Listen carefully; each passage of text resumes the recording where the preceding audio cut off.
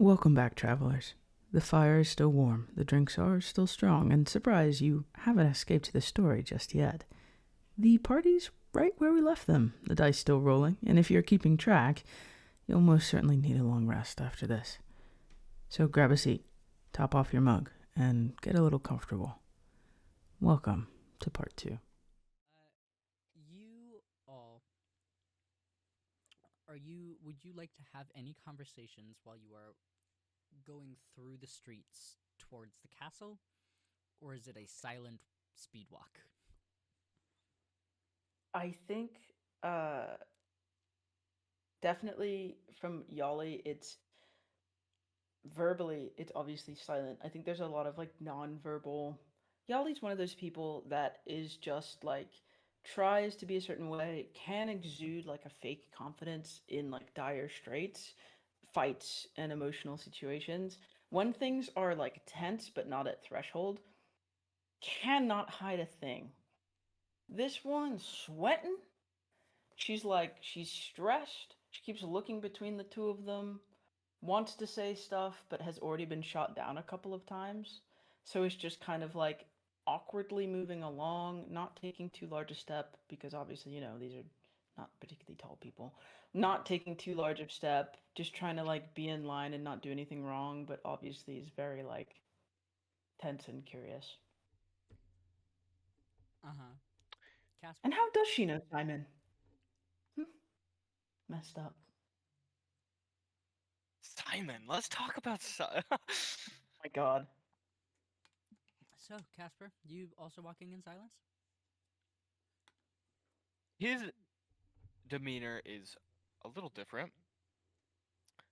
He's not yet at the point of being worried, but he is flickering his gaze to Yahli, specifically wherever she put that tapestry.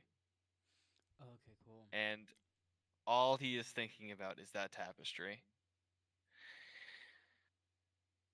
I'll fight you for it. I actually will. Uh-huh. This is Rue We're now. not This is gonna not have to Yali. I will fight you for it. we're not gonna have to fight for it. We're both gonna have use of it soon. I don't trust you. But Okay. sure. You can okay, Yeah, well. you guys walk in silence, like glancing around at each other, at Kessa, who is just leading the front of this group. Big old power walk. Um, I do have a question. yeah. In relation to obviously last session was we arrived back, we went home, and this kind of all occurred. Do we have like a time frame for like Yeah, what time is it? what time is it in the day? Like did we Right arrive back in early now, morning? right now it is probably like late afternoon, getting into early evening. I don't Good. like that. Great. Because you guys would have gotten back like early morning back to Elmira, done all your stuff at the castle, doing your investigations, chatting, figuring things out, and then gone back to to the tavern there and had your drinks, had your conversations, spent your time there. Yali's tired. Yeah.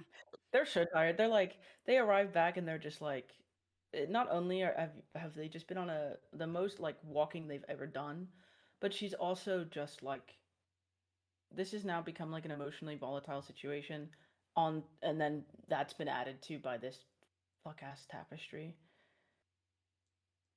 We're tired today. Tired today. We're tired today. Yeah. You're all walking. Kessa seems a bit stressed. She's leading the front of the group. Um, and you all walk in silence as you go to the castle. Um, she does sort of like slow down and make sure that you guys are like caught up with her because she can't get into the castle without you. Great. Um, I will lead ahead since I know where Simon is. I know where his room is. yeah. Uh, Caspar, you kind of step ahead as you approach the castle. The doors open for you. The three of you get inside. The second you're inside, Kessa takes off again. And Okay, and we're chasing. she knows exactly where Simon is. You are following after her now, and you know that she's taking the exact same route you would have taken. Mm-hmm. And I you make no guys comments. get to Simon's like study room, and Kessa finally stops, kind of glances over her shoulder at the two of you, and then knocks and quietly opens the door and like steps inside. Do you follow? Yep. I follow. Okay. And when Caspar sees Simon, he stays back behind Yahli, behind Kessa, but he looks at him the same way someone would a escape from a tunnel, but not in the way of like hope, but in the way of if you dare to do something, there will be no limit to how angry I will be. And he will glare right at Simon, and he will not break Can I that clock look this? Is this like something once. that's clockable? Go ahead. Do a perception check. Go ahead and clock. Perception! Don't Caspar, fall you off the trying to table. hide Here we this at go. all? Fuck's sake. I Oh, don't okay, think he well, has the ability to hide it. he doesn't need to because that's a 5. Well, I mean, if he So, doesn't have the ability to hide it, you don't need to do a He perception doesn't have the check. ability. It's fucking obvious. It's there. okay, that sucks. You clock Caspar like glaring daggers, like speaking a silent threat to Simon. Weird. You two both see Kessa, like hands on Simon's chest, kind of very close to him, looking up at him, speaking very quietly. And Simon looks very, very happy and very at peace until he kind of like hears you guys enter and looks up and sees Caspar and pales and shrinks a bit. And Kessa kind of tucks a little closer and turns her head back to the two of you. So you're Simon.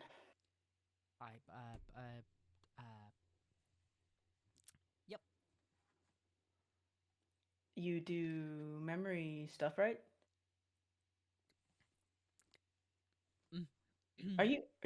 Why are you good? I know I'm like big and tall and scary, but I'm not gonna hurt you. No. All good. We're all good. What Caspar said, yeah. all good. We're looking for the Chamber of Seers, Simon.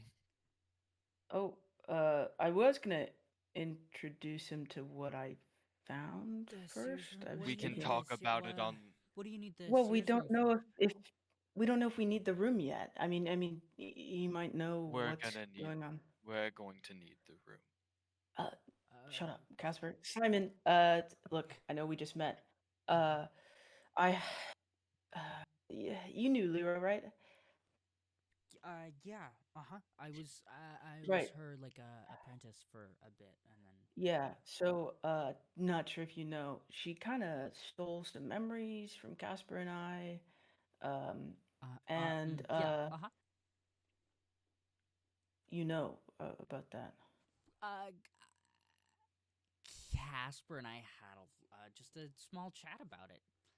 He was wondering if I had anything I could help him out with that, because Oh, having your memory stolen is pretty rough. yeah. No. Yeah, it sucks. Okay. Well, since you're filled in, look, when Lyra got disintegrated, I went into her room and I found some stuff, and I've got that stuff in my pockets. But I think the most important thing is this, and she pulls out the wrap and starts to explain everything that happened in her room and what she explained to Casper and Kessa, and basically is like, I'm hoping you can do something about it. And I know Casper's talking about some room. I don't know if you need it, but you're the memory person.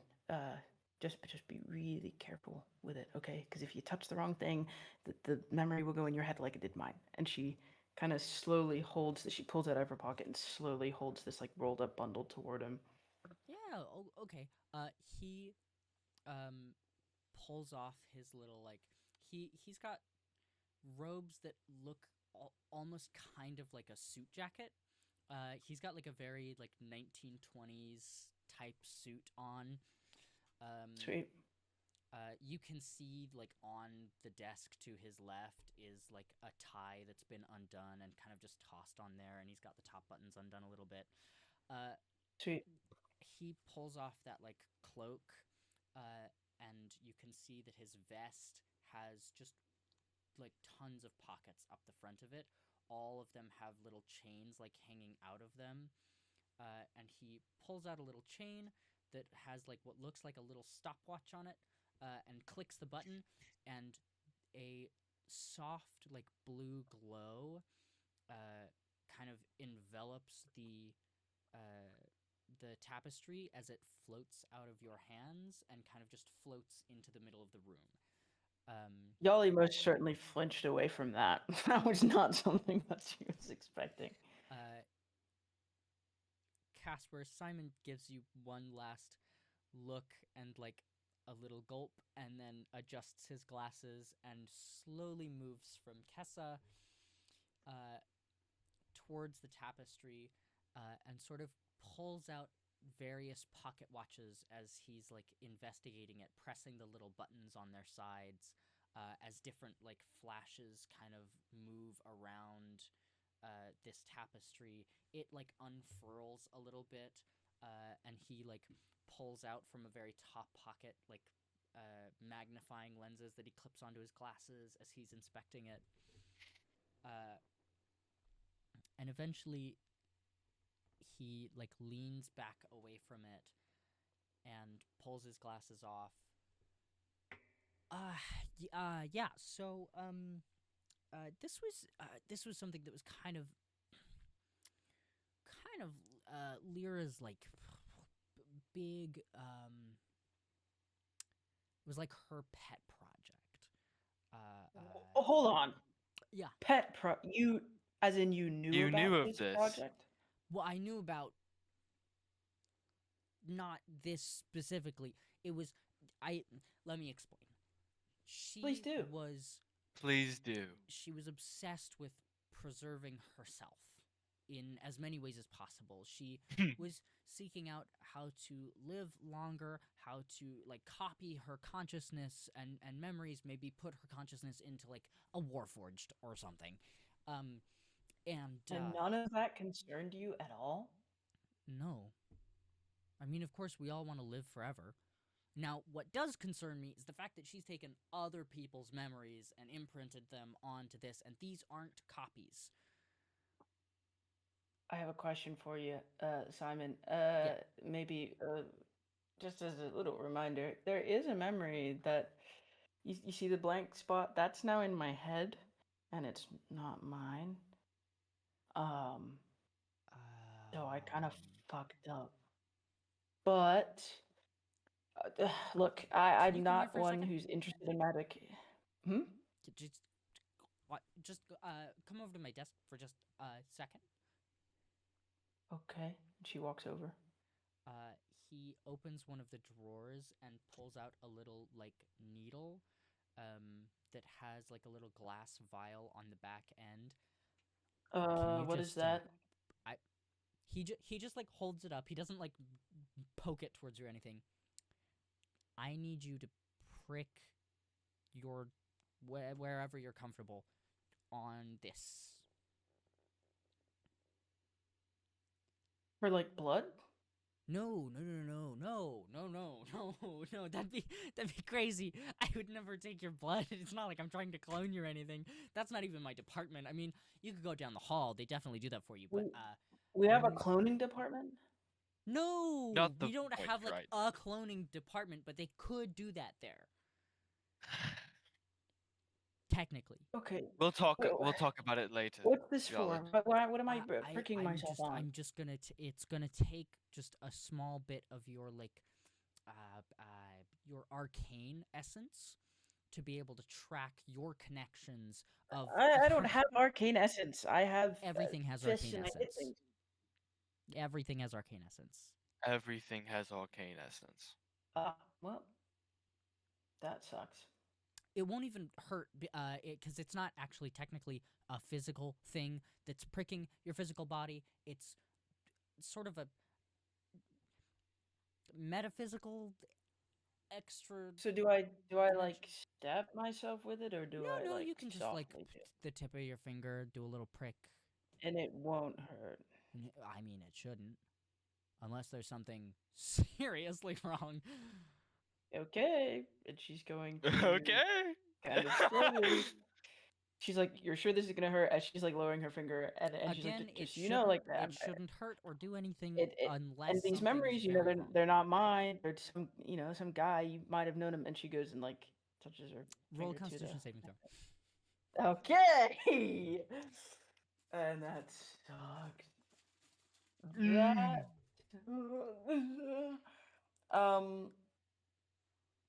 So I rolled a 3. Uh-huh.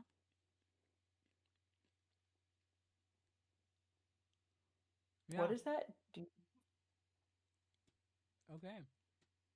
And I just said 5 minutes ago, please don't hurt me.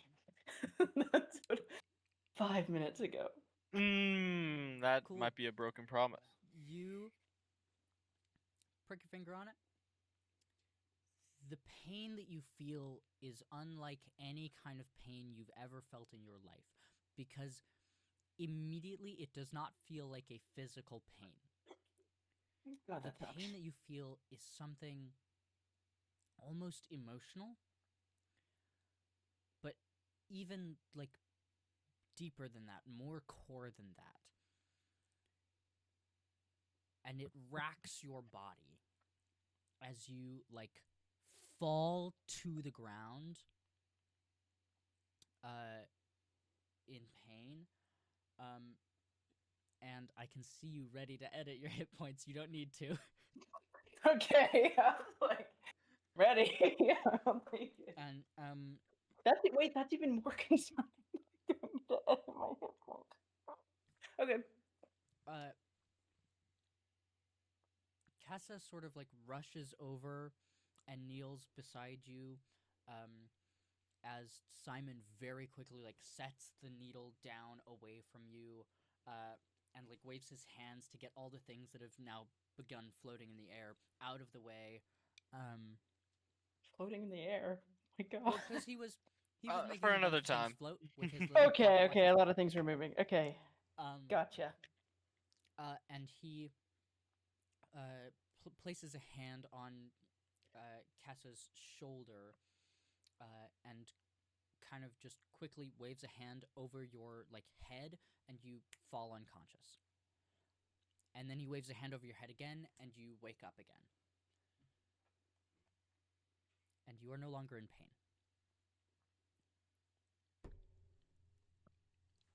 So, like I said, that's not supposed to happen unless there's something really, really wrong. Yeah, that I means told there's you something was really, really wrong. Yeah, I've got someone else's memory in my head. Obviously, there's something wrong. No, but that's not the kind of wrong, because that's easily fixed and shouldn't make this happen. So what's wrong?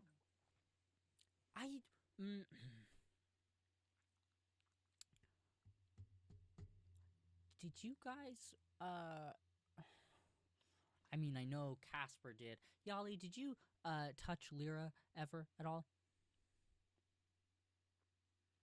Yeah, I punched her because she was possessed. Great. Why are you saying it like that? Hey, Caspar, buddy, pal, because we're pals, we're friends, no bad blood, you know. Can I do a little test? Sure. He reaches into the drawer and pulls out another one of those needles. he'll poke it. Roll a Constitution saving throw. Yikes. Go. Yikes. This is a big yikes. In a good way. 6. 6. You Yeah. collapse to the floor, racked with pain. He does the same thing where he very quickly waves a hand over your face, and you fall unconscious, and he does it again, and you wake up. Great. Awesome. So, I don't know what's wrong with you yet, but I can probably figure it out eventually. Eventually? Eventually. For sure. And we don't need the seer room? Well, that depends on what Is the you seer room wanted going to to be do with the... painful? I wanted my memories back. You wanted your memories back. Oh, this is actually great, because now I have, and he holds up the 2 needles, now that I have this, I can actually tell you which memories are your memories, without needing the seer room. Very good. Like on this the tapestry? Yeah, on the tapestry. And then I could just touch it and get it back, right? Well, not all of them are retrievable right now. Explain. What do you mean right now? Well, some of them are they're bound to the mind weave. Name in progress. I'm still coming up with it. I kind of took over that project when Lira took on the other responsibilities. I'll tell you about it later. So the mind weave. That's the main fabric of the tapestry that you've brought. And Right. It has to be based off of like already existing consciousness, so you could like make it like a blank copy of someone else's consciousness that you can then imprint with other memories as like a sort of like storing things. This one is a copy of Lyra's consciousness that has been imprinted with not Lyra's memories. And the way that she did that is she also then used some other magic to bind the memories there so they can't be removed unless you eliminate a certain part of something that is the source of that binding magic. You said that Lyra disintegrated, dusted, poofed away. Exploded. It was kind of weird. Caspar did a shocky thing with his hand, and then she kind of like blew through the ceiling, and there's just like it's like she exploded. There's like black stuff Okay. everywhere. Okay. Here's my guess.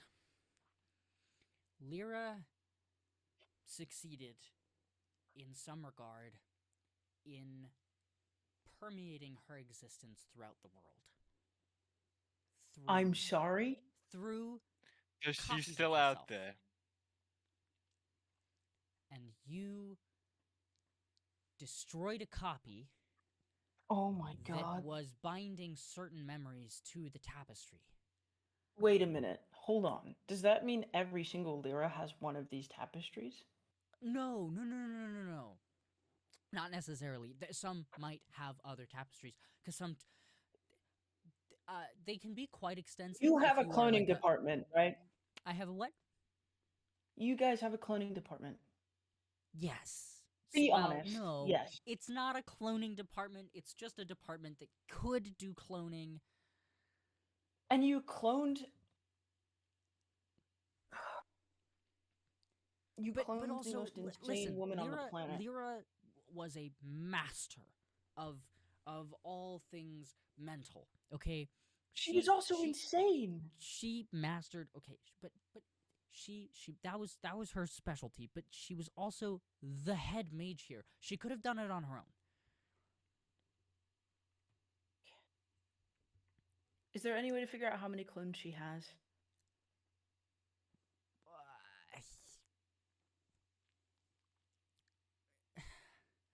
You can say no. There is, but there are two options. Neither of them are very fun. Sure. One requires me to go into the seer room and basically search throughout all of existence to see how many clones of her exist. And that's very taxing and dangerous. The other will take a really long time and take up all of my energies and time, and I won't be able to really do any of my other research.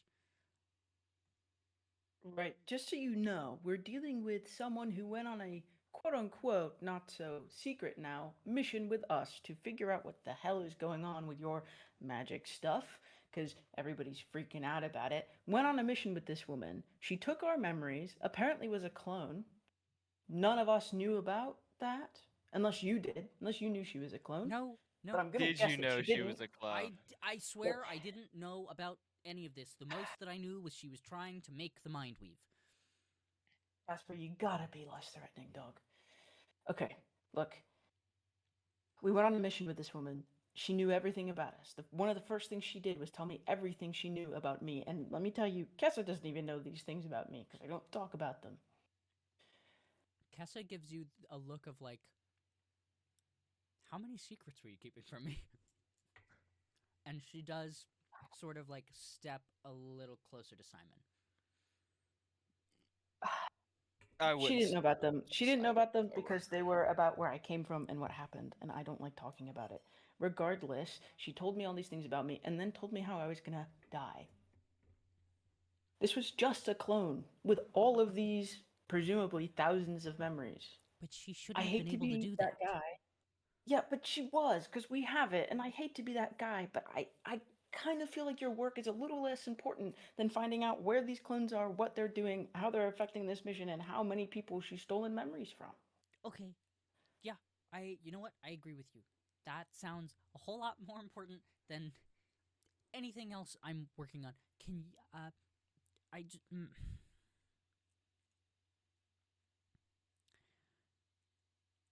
Do you want the route where you have to be patient or the fast solution?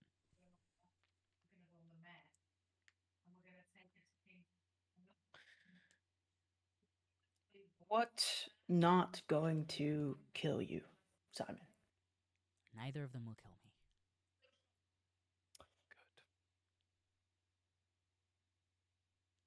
What's going to damage you the most? Well, they'll damage me in very different ways. Which one would you prefer to be damaged by? I'd rather not have years of research washed down the drain because I can't continue it in the time frame I wanted to. But So you also want the fast route. But also I'd rather not be racked with immense physical pain and psychological horrors. Okay. Could you maybe siphon that through someone? Or multiple people? Potentially. Because, look, I'm not the strongest person in the world, but in terms of magic, I'm a pretty blank slate. I don't really do anything, and you said I have Arcana, because apparently we all do. Yeah. Here's the thing. You could go through me, or you could go through clones of me. Cloning's a really long process. I mean, That's do you know a really long how hard it is to process. make just like a very basic homunculus? Like, Listen, Simon, I don't know anything, but I'm also standing right here, and I've already been Let's pricked with pain, so if we let's can figure focus this at out the now, task at hand. we are. I mean, if we can figure out this Lyra thing right now, Let's and we see if can we use someone can as get a our vessel, then memories back. okay. Oh, yes, I can check if your memories are bound or unbound before we do anything else. Go for So- it. Okay. Yeah. He pulls out another little stopwatch, presses it. The tapestry unfurls like in lines, just back and forth, looping around the room until the patterning that it has made in the air looks similar to the lines that you might see on the wrinkles and folds of a brain. Ew. And once the Interesting. room is as full as you can get it, the tapestry is still not completely unraveled. And Simon reaches into one of his back pockets and pulls out a small little device that he plugs those two needles into, and presses a little button on the front, and you watch as like turquoise lines extend from that device in his hand, from those like little jars on the needles, out towards various spots on the tapestry. Various spots.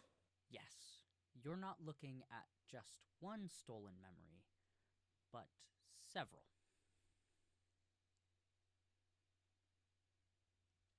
Whose Didn't memories even are know. these? All of these should be They're ours. your They're ours. memories. Yeah. Okay. More than we realized we're gone. I don't even have an inkling of what. Can we tell which one's Casper's and which one's Yahli's? Like, is there a distinct difference in the like appearance of the memory? Simon is able to tell whose is whose. But to you Okay. two, they look the same. Great. Where is one of my memories, Simon? Well, he reaches up and grabs one of the edges of the tapestry and like just tugs down and starts reading through until he finds one of the memories. No, that one's bound down, and he keeps doing that. He goes through memory after memory after memory. All of them are bound to the tapestry. All memories or just all of Casper's? All of Caspar's and all of yours, Yahli. Okay, so we're not getting them in an easy way, are we?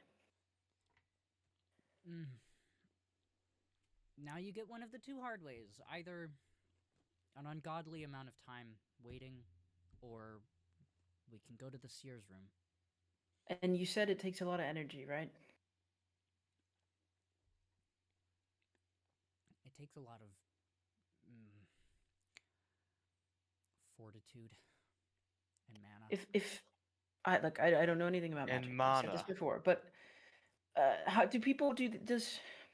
Is there any chance that you could use more than one person in this to make it less difficult?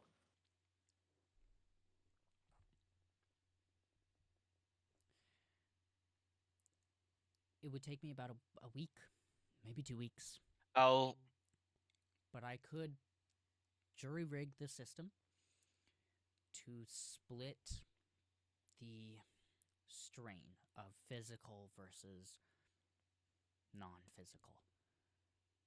Look, if and you then can from- handle from the there- non-physical, Someone could take on the physical strain.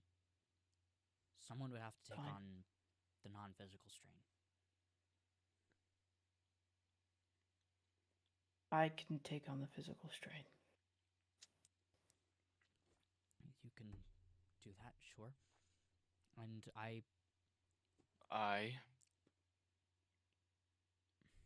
I will take on the non-physical strain, Simon. I don't think that's the best idea, Caspar. Listen, I get that you're very powerful. I get it. And you're very well trained. You're a prodigy, okay? No shade to you or anything. but it's not exactly your area of expertise. Will I know where Lira is if I do take it? You would know where Lira is. But Caspar, I don't know. We kind of need you to Need have me to what? You kind of need to be intact for the party. Listen, One of us needs to be. Right? Okay. it's not going to kill you, Caspar, and it won't necessarily leave you out for the count, but you have to navigate well. Too much strain like that and you could end up apparently like Lira. Crazy and fragmented. And you're willing to do that? Again, it's my area of expertise. I know how to navigate it. I use the seer room. It's not fun, How but I get out just much? fine. How much of a risk is it going to be for you?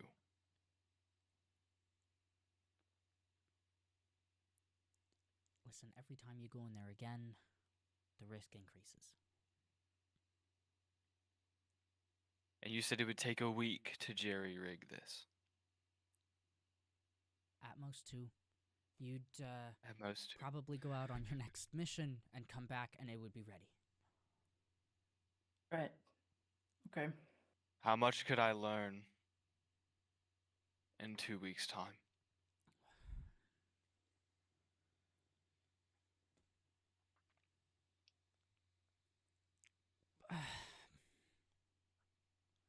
You could learn all the theory, but none of the practical work.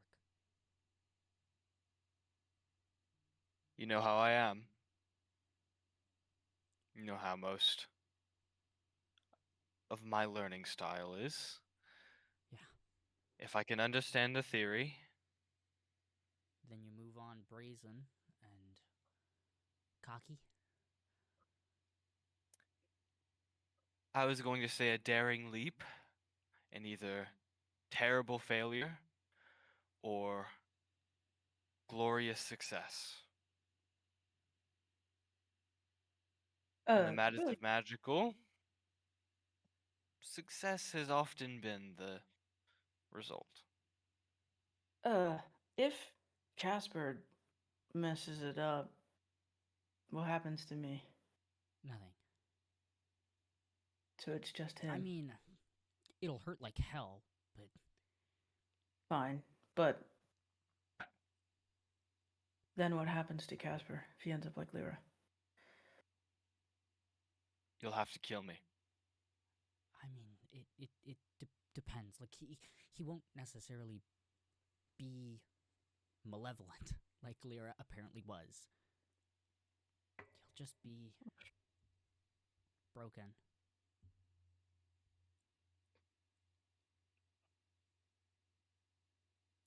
All of this for some memories. He'd be like a soldier returned from a bloody war, but 1,000 times worse. You and Graham might get on a little bit better. Perhaps. Simon, I won't deprive the kingdom of a researcher. In reality, there are uses for prodigies, and there are uses for those who know theory and can apply it. In a terms of valuableness to people in the future, losing your expertise would be more disastrous than losing someone who is capable of casting spells well. The people who have advanced magic in the future have been the researchers and not the prodigies. So, if I can learn the theory, what has already been established, it might be more ideal to send me to look for Lyra and make these memories right. Okay, I will. I'll give you the theory. By the time you get back from your next outing, it'll be ready for you. Good. But Simon, if something goes wrong, I'm stepping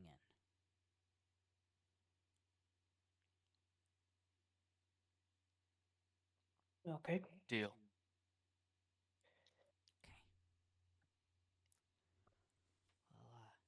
Okay. Well, Thanks, Simon. sure thing. This whole saving the world business is kind of what we're all here for, right? It's not really what I had in mind. But He yeah. snaps his fingers, and the tapestry rolls itself up again into that tight, compact roll, and he kind of floats it back your way. You can hang on to You it, or you can leave it here, but I won't have any real use of it until you guys get back. okay? I would advise leaving it here. We don't know what we're going to come across when we leave. And obviously, we won't have any use of it for our intended purpose with it.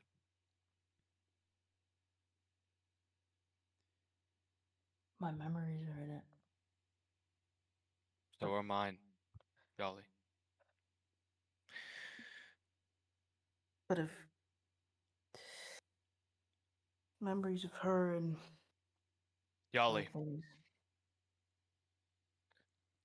I can remember who I was before my memories were taken. And I don't remember having this much hate. I know whatever is in that tapestry is something that is formative to who I was. So, in reality, that tapestry is all I have to lose. I am telling you, leave it here.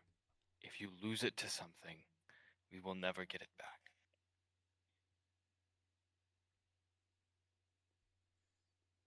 You got a lockbox, Simon?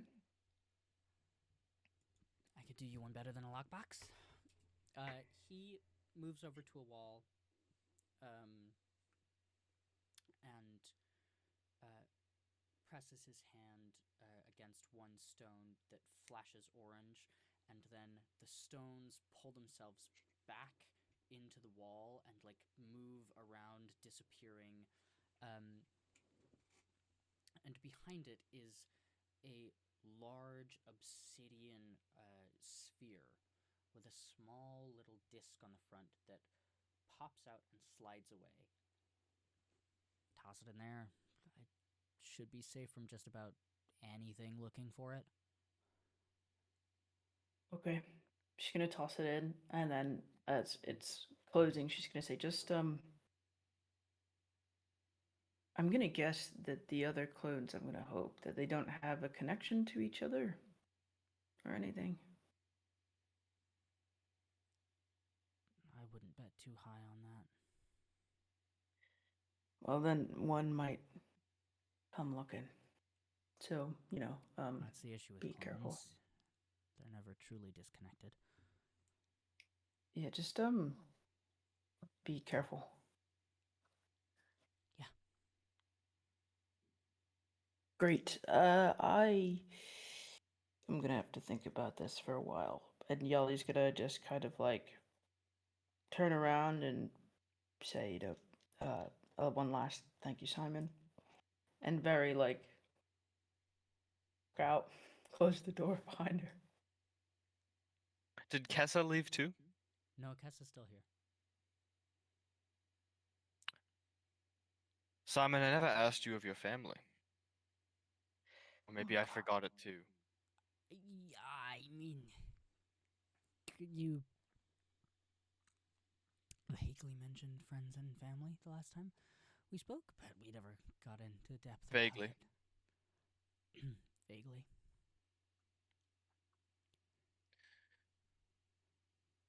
I guess my real question is the nature of your blood, Simon.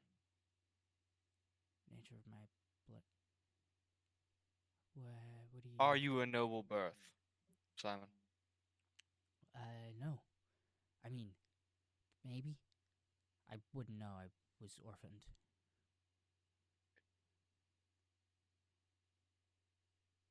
Right. Kind of grew up on the streets, and then when I was like 12, I got taken in by this old inventor.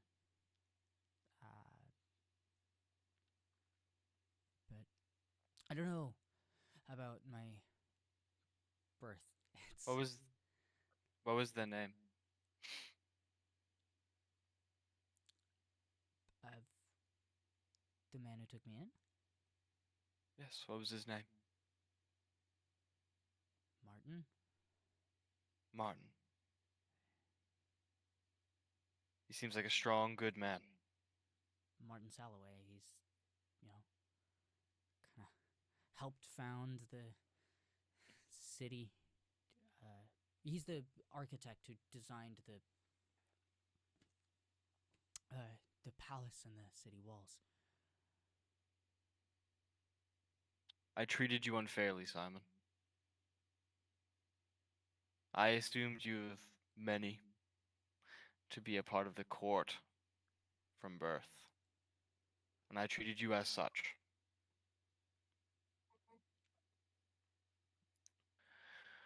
Right. I see now that wasn't justified. My apologies, Simon. Keep the tapestry safe. Turn around and leave. Okay. And that leaves Kessa and Simon alone in that room. Are you two just leaving? I think that this requires a lot of definitely not together. This is one of those things where when you hit a point where you're so emotionally overwhelmed that if you're in the sight of someone you feel like you're gonna implode. Yeah. That's the feeling. So Yahli's just like strolled off, trying to find like a outdoor space to just breathe for a second, reconnect with nature, and just like you have to understand this is like for Yahli, grew up where she grew up, came into the city walls, has fought things with her fists her whole life. This magic stuff, falling stars, arcane or arcana falling out of balance, is far beyond anything that they could have comprehended at any point in time. And having memory stolen and having it be a personal effect on top of knowing that this arcana being out of balance affects Kessa, affects Simon, it affects Caspar, and anybody else she knows that deals with magic, it's starting to compound into something that is far larger than them, and it's just freaky. Yeah. So open space. Heading home. Probably just like wherever the closest open space is. Maybe like if the palace has like front gardens or something. There's definitely a courtyard that you can see through one of the windows. Yahli's gonna head out that way. Home feels like 3 people about to ask some insane questions, and running into Nadia and Graham does not feel like fun right now. For sure. You slip out into that courtyard before Caspar even leaves the room. Caspar, you exit Simon's study to an empty hallway. Are you heading home? Are you doing something else here? I need to get out of this castle. The door sort of like glows and closes slightly forcefully behind you. Mm-hmm. He needs to get the fuck out of this castle for a minute. Cool. He's probably gonna go to the street. Heading home. Which I'm assuming is outside of the castle. I don't see him leaving in the castle. You head out the front doors of the palace, out into the streets, heading straight for your home.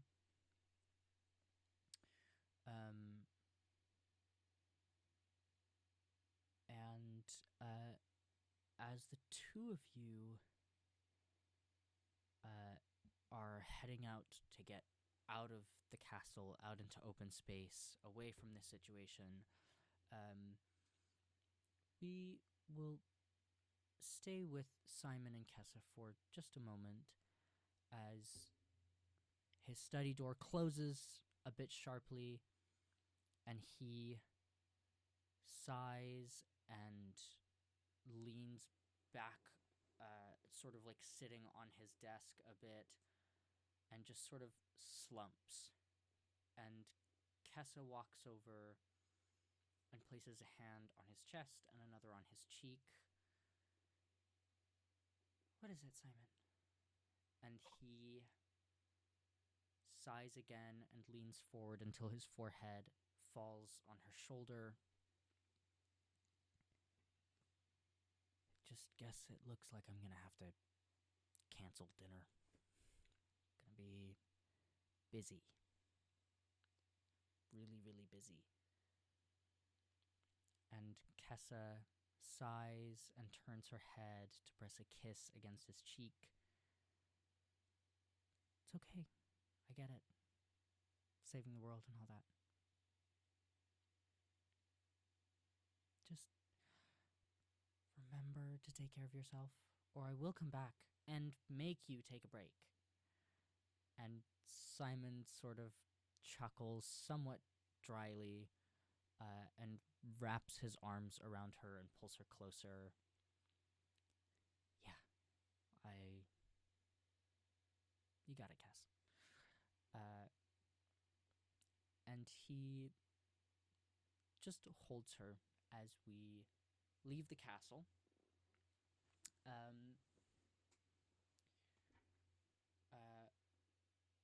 Caspar, where you're heading home? I'm on the way home. Yeah. Yeah. You're on the way home.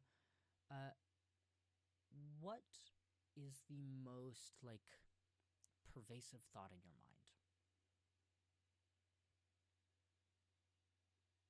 Or like the top few?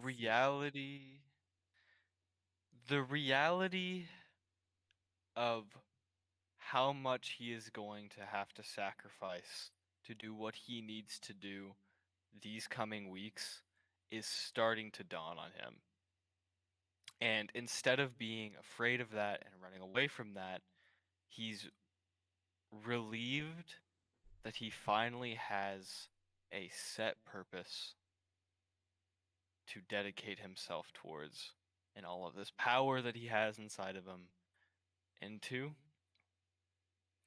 And he doesn't look at it the way someone would think they would have glory and renown from something. He thinks of it in the same way that someone would maybe chip a pickaxe, hammering away at stone. To be able to cope with this weight, he's looking at himself less as a human.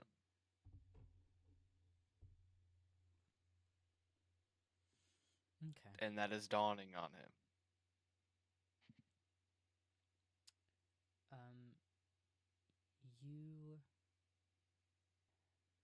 You get home to the very comfortable but also very modest, very cozy home that was provided to you when you moved to Elmira. And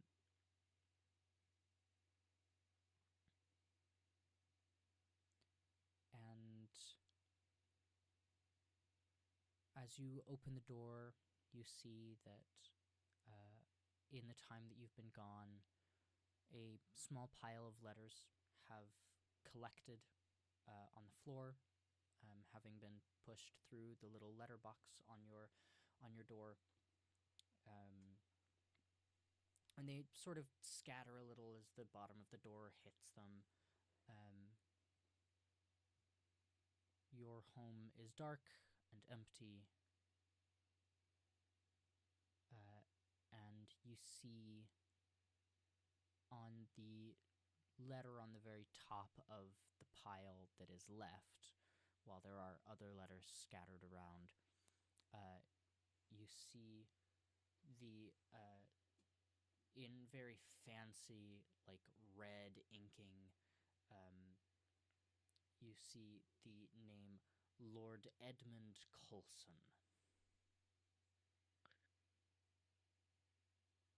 Caspar will lean down and pick up the letter. You pick that letter up. Beneath it is one that, in that same fancy red inking, says Lady Serena Kulson. He'll pick that letter up. Beneath that one is a letter that reads Master Thomas Kulson. Caspar picks that one up in another hand. And he will use Sorcerer's Burst. We're going to use the fire element. Mm-hmm. And he is going to burn that letter in his hands. You pick up that letter from your brother and burn it immediately. And in the, like, flash of lighting, you see the other letters that are on the ground. The ones beneath the one from your brother are just like kind of just like updates, little things from some of the people that you have worked with in the palace. One of the letters that you see that has been scattered and tossed to the corner has been flipped, so you cannot read who it is from.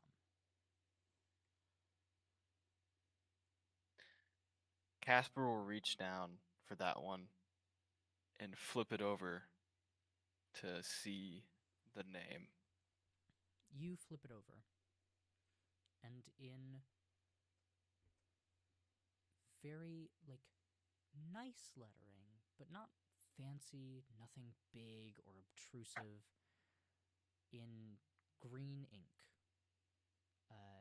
you see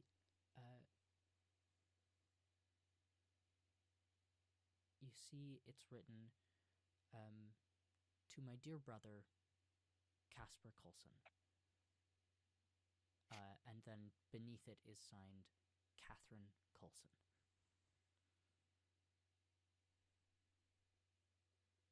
Caspar will toss the letters of his parents towards whatever surface that isn't the floor.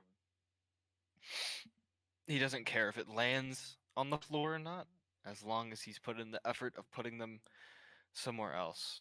And he will immediately grab Catherine's letter, push the door behind him closed with his foot, and he's going to slide down the wall until he eventually is sitting down.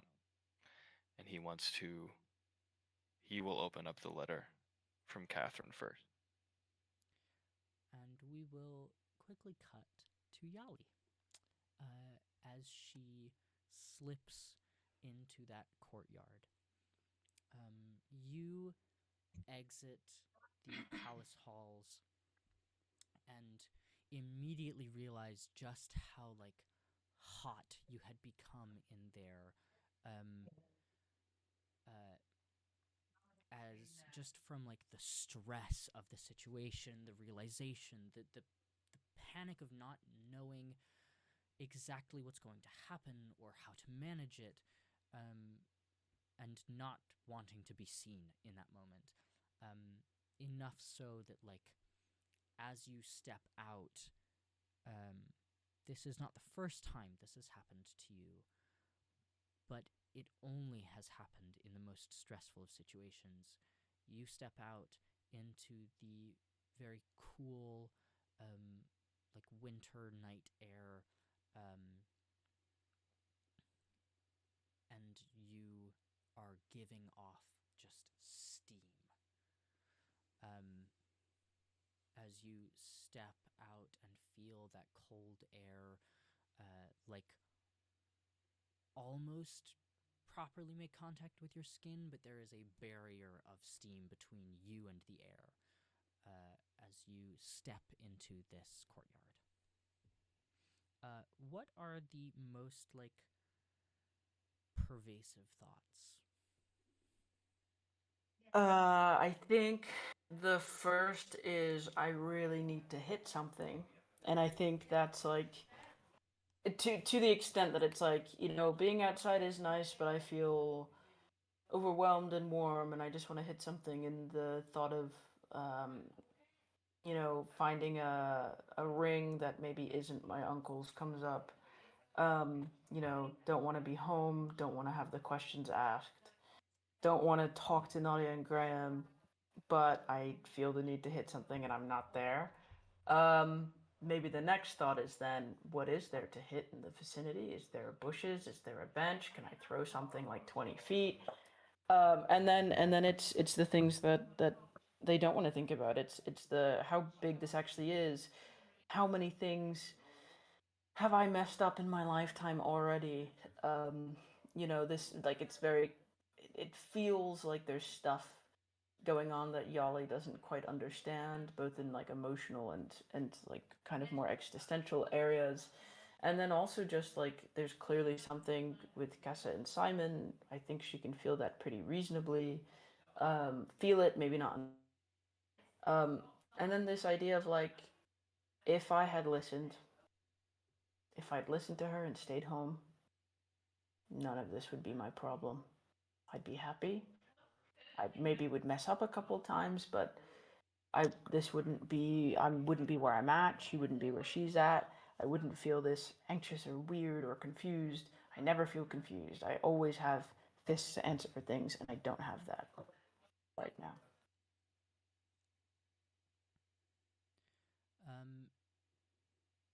As you are, uh,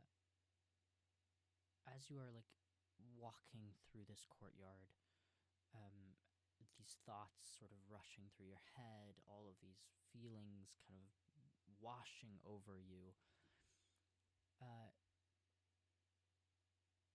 Your like train of thought is interrupted as you hear some footsteps approaching. And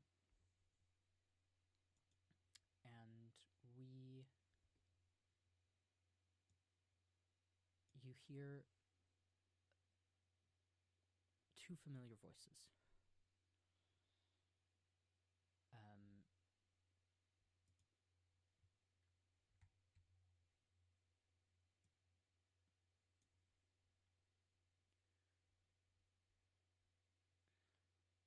You hear Lenny.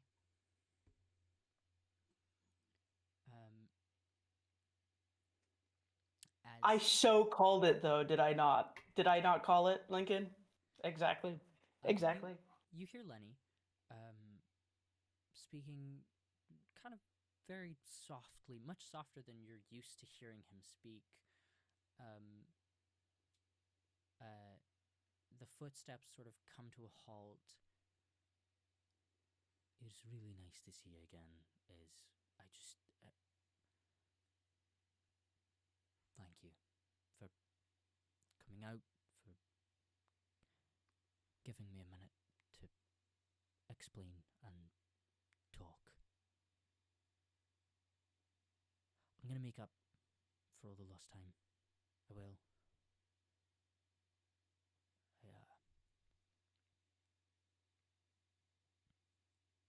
I missed you.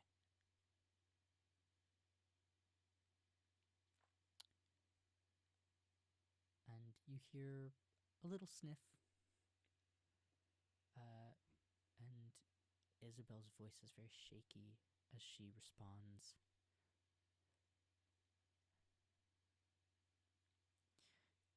You know, the thing that made me most angry was just that you never came home again. I really didn't mind that you left. I understood why. It sucked not having a big brother anymore.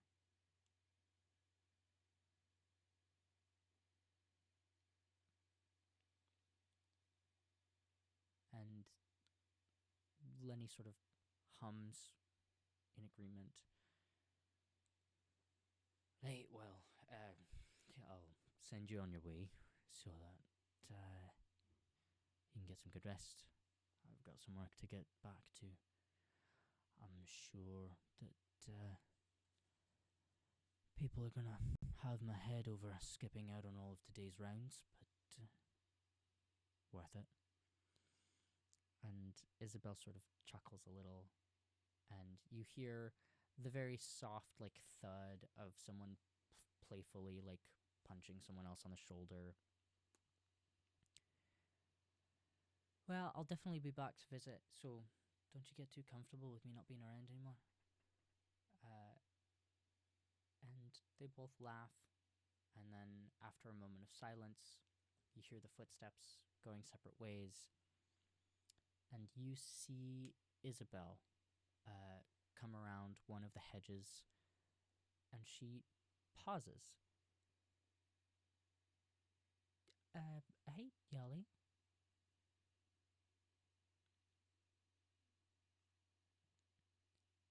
I You right? fine. Yeah. Uh, good. Just stuff.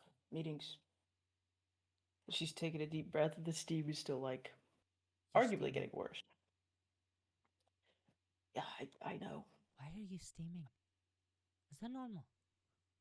Uh, who knows? I don't know. I don't know.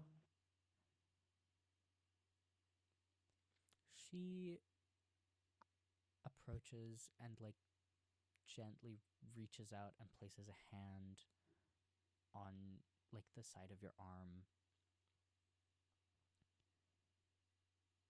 Good lord. Y'all, You're she most certainly moves like, away. hot. Yeah, Yali's gonna like kind of like not like push her off, but just kind of like not in the mood to be handled in any way. So it just kind of like slowly moves away and is like, "Yep, I know. Steam. It's a hot thing. I am apparently a tiefling, so you know we You do look that like sometimes." you need to blow off some steam. Yeah, And you this know, clearly is not the right way to do it. yeah, I feel that. But you know, I don't feel like being questioned by my uncles, and I don't feel like talking to my party members right now. So I think, you know, hitting people's kind of illegal. So I'm just gonna find somewhere else to go. Come on, Come on. follow me. Listen, you don't want Okay. to talk to anyone, and hitting things is your angle? Let's go hit some things. Okay.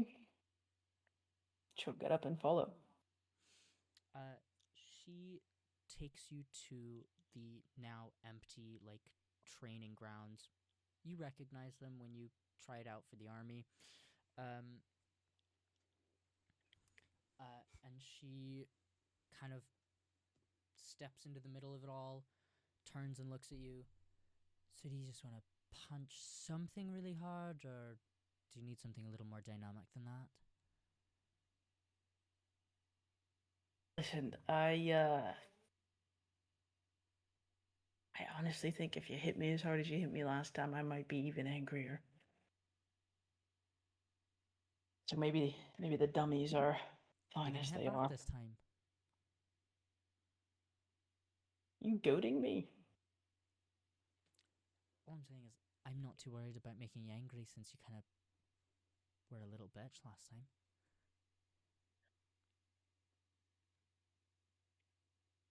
Wow. Interesting. What a sentence to come out of a 4 foot nothing child. That's crazy. A child. Oh, a child. Oh yeah. Oh yeah. A child. Child. Yeah. Well, just remember, this child beat your ass last time. Yeah, when Enough I that you were wasn't too paying scared to attention. fight back. Scared is So not maybe the you're right just a word. I big was baby, being aren't you? normal. No, of course not. Well, go on. I'll let you have the first punch. I don't. I don't. I don't start fights. I finish them. So we're not doing this. That just sounds like you're scared of losing for the first time ever. Never been scared of. I've lost before. Not scared of it. I just I don't start fights most of the time. She reaches out and like nudges you on the shoulder. There, I started it. Now finish it. Okay, let's swing. Let's swing. Let's swing. Swing. All right. Go ahead and roll initiative. Here's me thinking you were gonna end the session 15 minutes ago. Nah. Where's my initiative? No, I still have to read I don't have to Catherine's roll it. letter, and then I have to worry about that for the rest of the week. You can't see, but that's a nat 20. Fuck yeah. All right. Yeah. That's you nuts. absolutely go first. Go ahead and make your attacks. Okay, we're gonna do unarmed strike. When I don't remember what I'm doing. Unarmed strike. I have to roll, and then we roll a 17. Okay. I'm gonna guess does not hit. It hits. It doesn't. That hit? hits. Okay, lovely. And then I'm rolling a D10. Yeah. Which is not this one. That's not a D10. That's hold on, guys. Hold on. Hold on. That's a D10. Yes. Okay, D10 roll. 7. 7. 7. It's D10 plus 5, right? Yeah. So it's 12. 12. Sick. Yeah. She nudges you, says, "There, I started it. Now you finish it." And you smirk and swing back, and you get her right across the chin. She like spins over and like stumbles and like fully stops for a second. Happy? And then you hear her chuckle. And Oh, she God. straightens up and stretches a bit and turns around and readies herself. Time to get your ass beat by a 4'0" child. She steps forward. Nice. She's gonna swing on you. Sweet. 22. That definitely hits.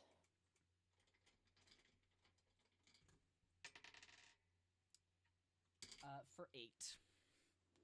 8. Okay. Not bad. 6. She's definitely holding back, but not bad.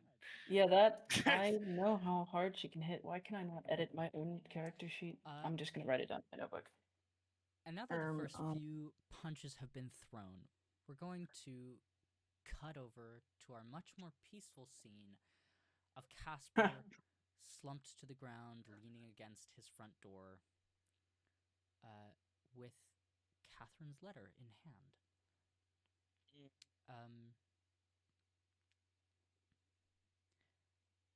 As you open it, you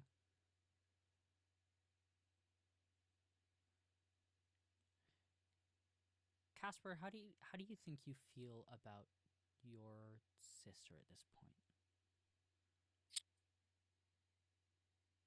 You have one core memory of the first time that you went to a like noble ball with her.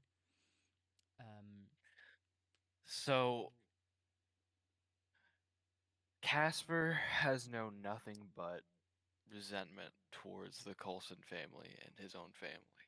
He has never loved his family. But if there was anybody who he did care about, it would be Catherine. And that would be that the reason that would be is that she is the only other person that he can share in that pain. And because of that, he is attached, and because of that, she is family. He had to lose and regain that feeling towards her.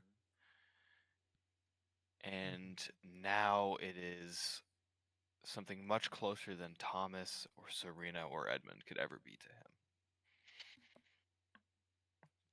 Would you say that you have, like, an affectionate relationship with her now? I would say so. Okay. Somewhat. Uh, Obviously, there are the ups and downs of their family. you open this letter as a, like, that sense of connection and belonging, that sense of, like, being understood fills you, and a small familiar warmth kind of settles in you. It's faint, but it is there. And it burns just a little brighter as you begin reading this letter. My dear Caspar, I know it has been quite some time since we last saw each other.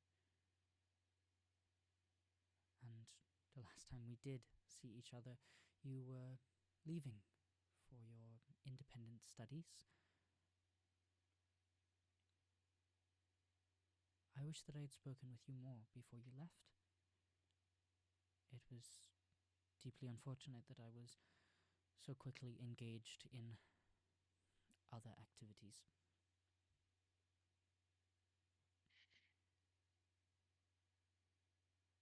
I know I have not written nearly as often as I believe either of us would have liked, but I would like to write you now to let you know how I am, to ask how you have been, and to let you know that I have been thinking of you and I miss you.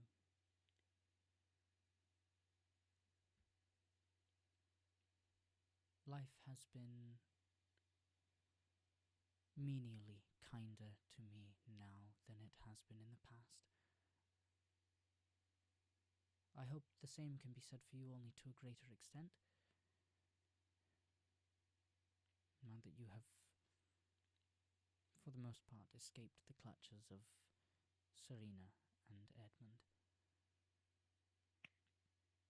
I expect you still feel the weight of their expectations on you,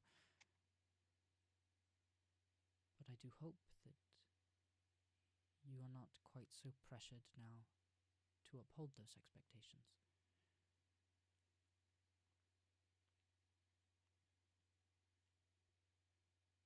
I'm writing also to inform you that I have been engaged to be married.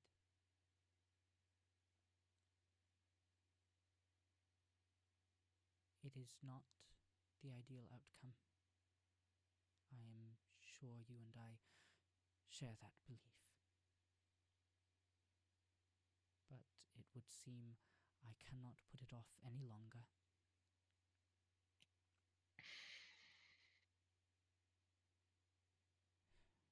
In this disappointing turn of events, there is only one comfort that I seek. I wish to see you there at my wedding, to have at least one friendly face.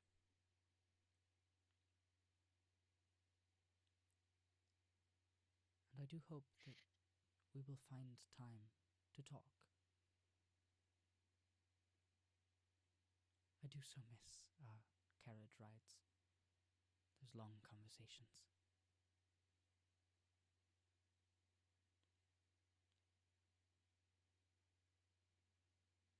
Affectionately, your older sister, Catherine.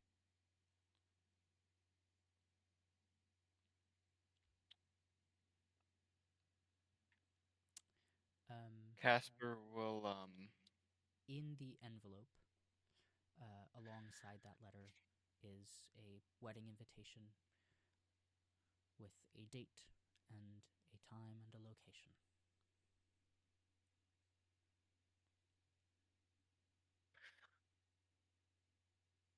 Okay. And on the back of that wedding invitation is written a small note. I would not hold it against you if you chose not to come, to avoid unpleasant companies.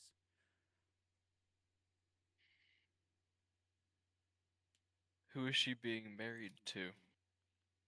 Does it say? It does. It says that she is to wed Lord Thorin. Thorin. If you want to give me a history check, you may absolutely do that. I'm gonna make that history check.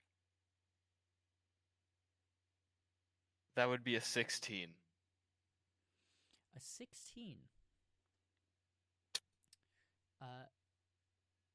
Lord Keller Thorin is known to be a bit of a recluse.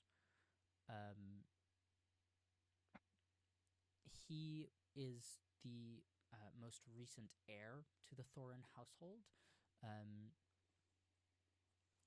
His father often spoke poorly of him on a social regard, but spoke very highly of him on an intellectual regard. Many rarely saw him.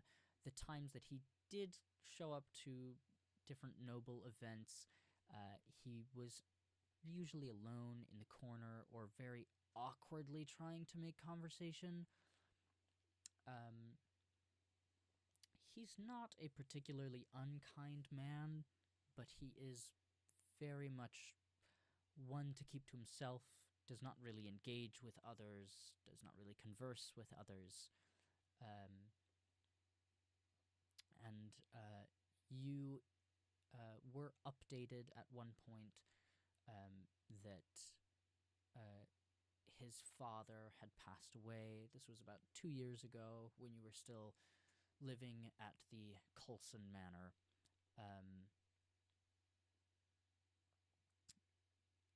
And Keller had inherited, and since then had made a lot of business associates and connections, many more than his father had ever been capable of making, all while still being incredibly reclusive. And would Caspar know geographically where those business associates were? Most of them were to the north and east.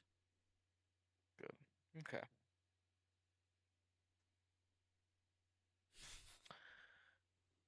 So a reclusive, intelligent man.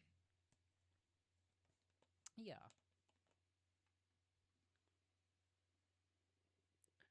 Caspar will take the wedding invitation and he will put it in his inner pocket, his inner breast pocket.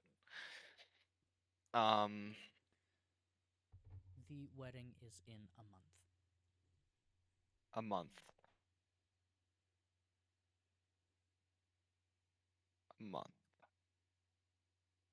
Okay. Other than Thomas, Catherine, and Edmund and Serena, were there any other letters? You had Other than the 4. court updating me. Yeah, you had the 4 Right. from your family. You had 1 noble court update, and then you had 3 from other acolytes in the palace that had been doing research that you had some involvement in. Caspar will begrudgingly open up Edmund's letter.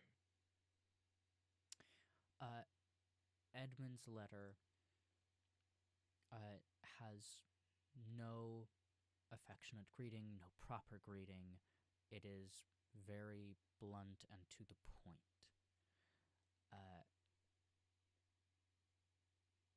he is requesting that you return home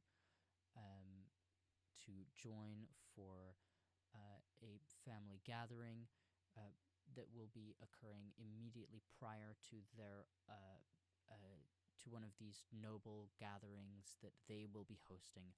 They want you there.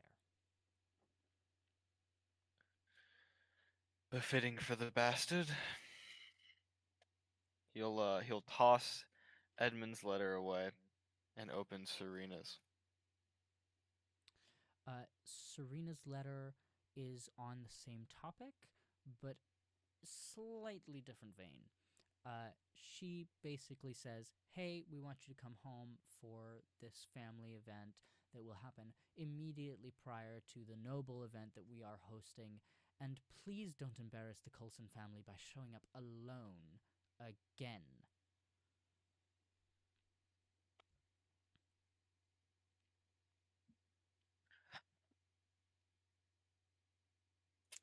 And then it says, oh, and P.S., please buy yourself a new suit. That old one is so drab and dreary.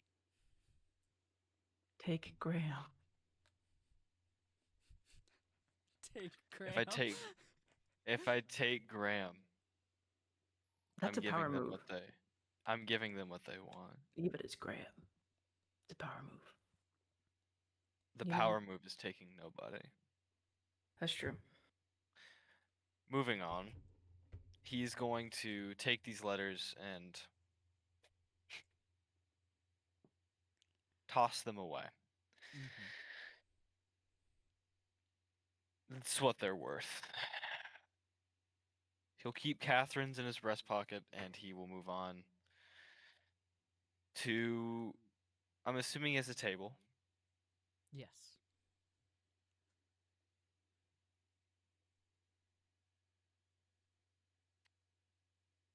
He's going to flip it. You read this letter from your sister, pocket the wedding invitation, read the letters from your parents, toss them aside, stand, move a little further into your house, and just flip a table. Right. Everything that was on That's top sick, goes dude. clattering to the floor. The table thuds to the ground. And after that incredible amount of sharp noise, it is dead silent in your home again.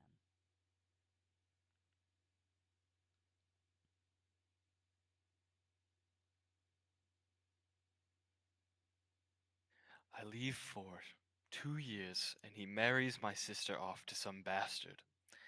Some reclusive, noble-blooded monster.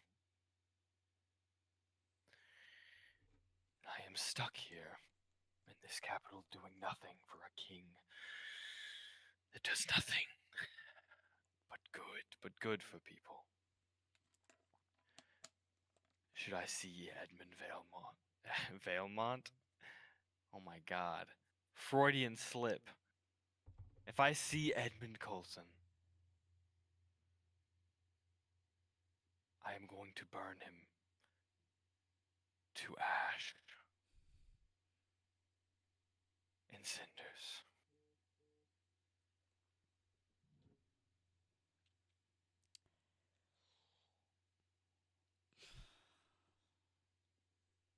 Yeesh. Someone's got daddy issues.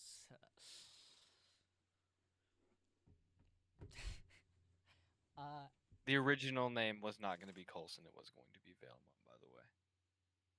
I think I like Kulson better. This little outburst, a very deserved outburst from Caspar, we're going to cut back to Yahli. Yahli, go ahead and roll me like 5 attack rolls. 5 attack rolls, assuming they all hit or not. No.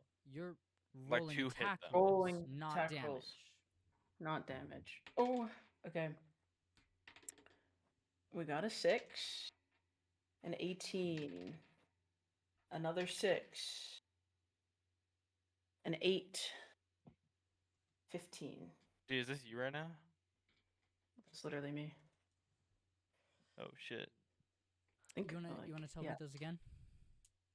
if I can remember, it was an 18, a 6, an 8, 15. Did I roll 4 or 5? Rolling another 10. 10. Okay. 2 of those hit. Yeah. Okay, let me grab my Go little ahead dicey dice. and roll your 2 damage. Me searching for my D10 that I literally just put down. Hello. Here. Me double checking because I'm nervous I'm using the wrong one. Okay. 8 plus 5 is 13. Oh, it fell off the table. And 8. Okay. Yeah. You get her twice more. Yeah, you get her once in the gut and you uppercut her once. She gets 3 Sweet. hits. Yeah, 2 of them fair. are crits. Okay, what's the damage? Yeah, GG, buddy, you're dead. What's the damage? 16. In total? No, for 1 crit, 16 damage. So I'm down to 20. 16 more for the second crit. So I'm down to 4. 3 for the last one. One hit point. Sweet. Okay, She's I'm on beating 1 hit you point. fucking half to death, dog. I'm bleeding out of every place I possibly could. Barely up. Barely on my feet. Okay, yeah. I'm gonna have you roll 5 more because you do get 2 attacks per action Okay. because you're a fighter. Okay, 7 does not hit. 7 does not hit. 9, I assume, does not hit. 9 does not hit. You're adding +5 to all of these as well? On my attack roll? Oh, you should actually be adding +8 to all of those on your attack roll because you get a +8 to hit. So me when I don't know.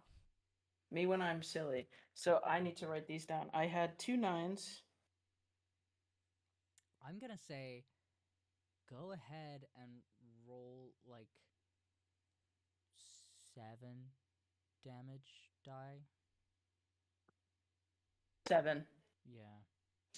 Okay. I will do that and I'm gonna write them down. Okay.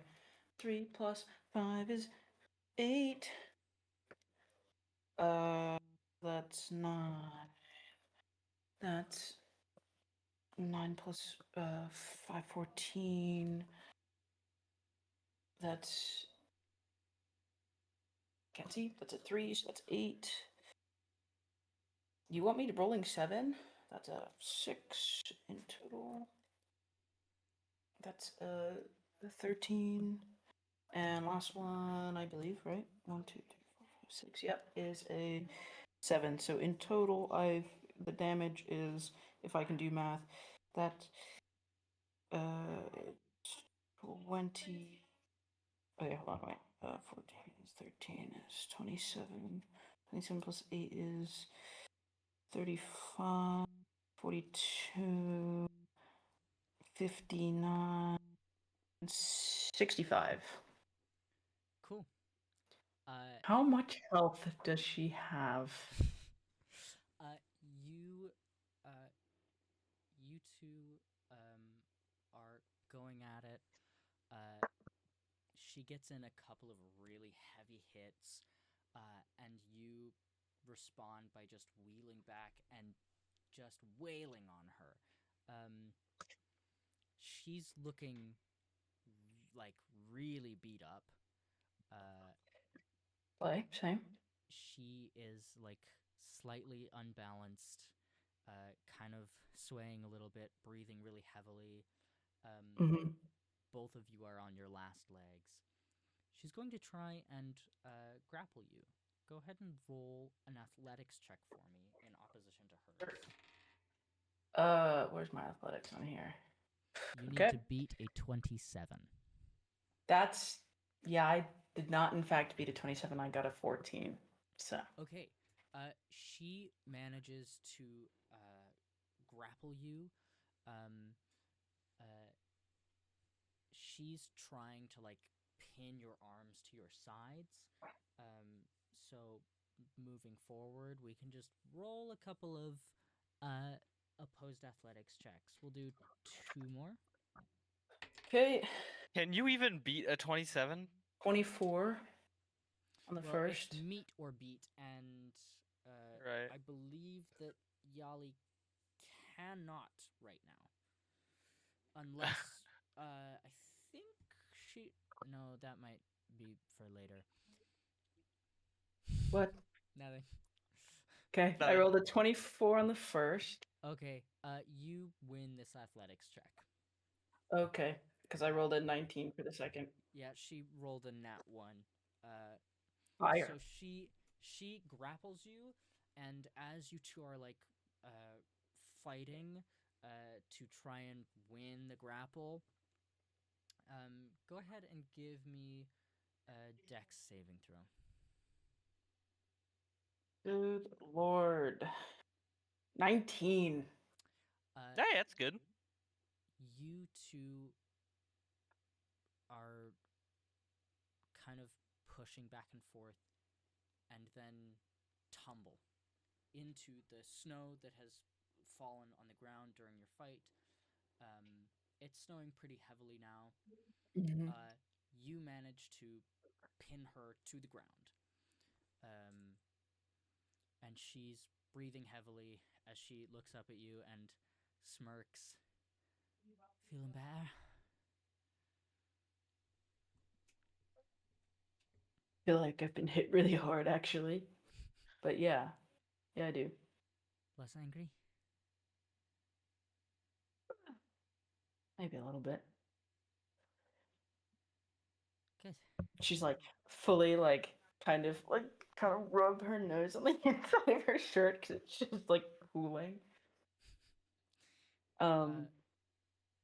Yeah, she's just Yeah. like grinning up at you. Yahli will make the move to get up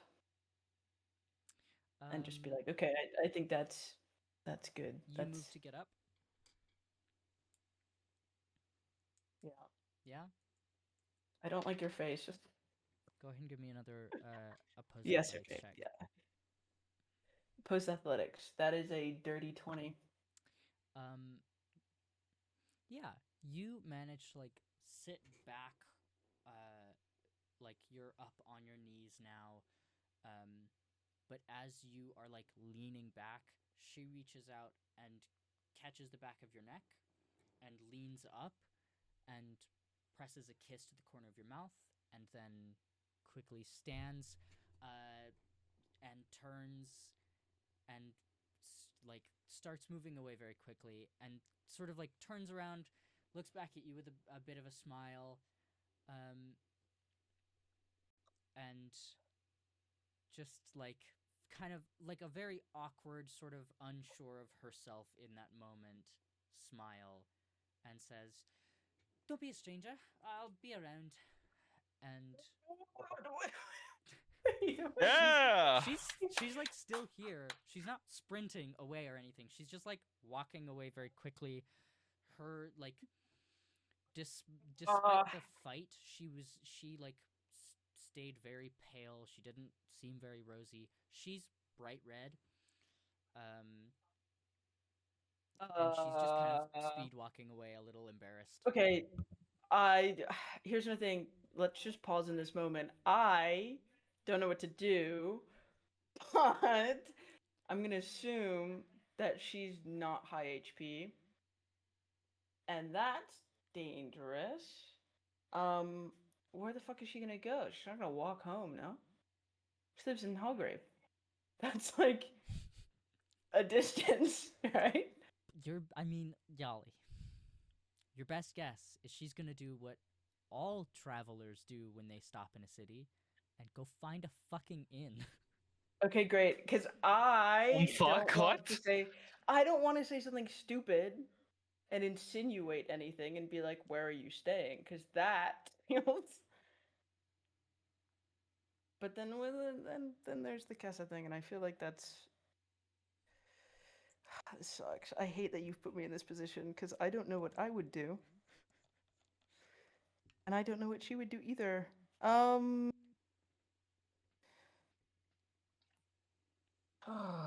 mean, Kessa's long gone now. Let's look to the future.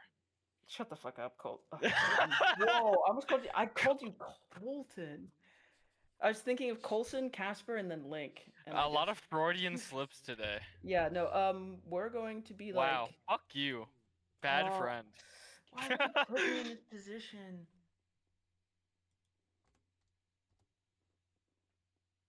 Thanks for correcting my typo just then. I appreciate it. Okay, Yahli's gonna say wait. Yahli's gonna call it and say wait. Isabel kind of pauses and stays facing away from you for a minute before kind of turning, waiting for like rejection or a lecture or something. I can't I can't have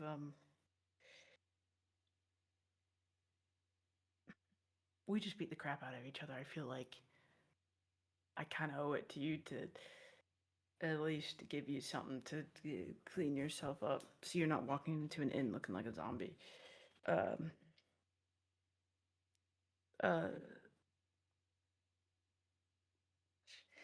Don't take this the wrong way. Just come with me. Just yeah. You're covered in blood, dude. Like any inn. Look, I know a lot of people in this area. Any inn that you walk into is gonna look at you like you're a freak, and it's gonna be painful for you to explain. Just you owe me a drink anyway. You said we were gonna get one, right? I did. Great. Plus I know somewhere where you can stay for free, so you don't have to waste any gold. My uncles have a tavern. Yeah, I assumed To clarify. it was like a family thing. Yeah, no, they have a tavern. I'm not saying that you should particularly in any context stay directly with. I'm just saying that there's. Sure. No. Yeah. No. And it's free. I get it. And there's I get it. beer. Yeah. Right. And when we walk in and they ask what happened, we're just not gonna say anything. Not a word. Right? Yeah. No. Just we fell in a ditch. A ditch. Don't know that a ditch has got. Listen, all I'm saying is I don't think a ditch can throw a punch that well. Just can't. I can't get in trouble again. So. You're gonna get in trouble for sparring. This isn't usually what people have in mind when they spar. It's what we had in mind. It's what you had in mind. Sure. Yeah.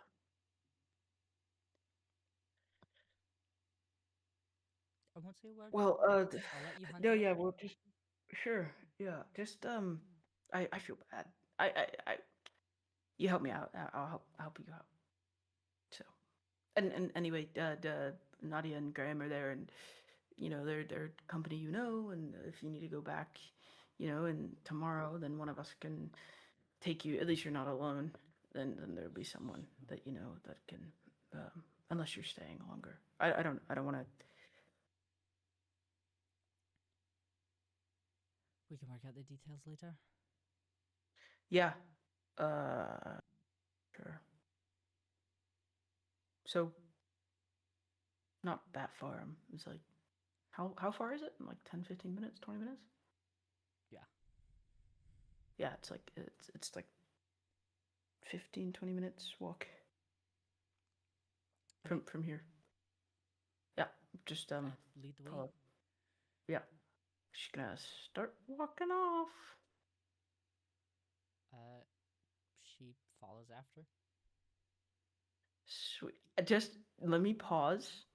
I was the like 13-year-old boy in me was like, no, what I thought you meant by blowing off steam, but I didn't want to say that because I felt like that was gonna be really bad.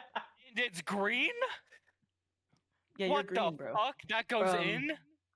Anyway, What the fuck? I don't know how this has happened, and I don't know what's going on. This Said, I don't want you walking in looking like a zombie, and then it's green?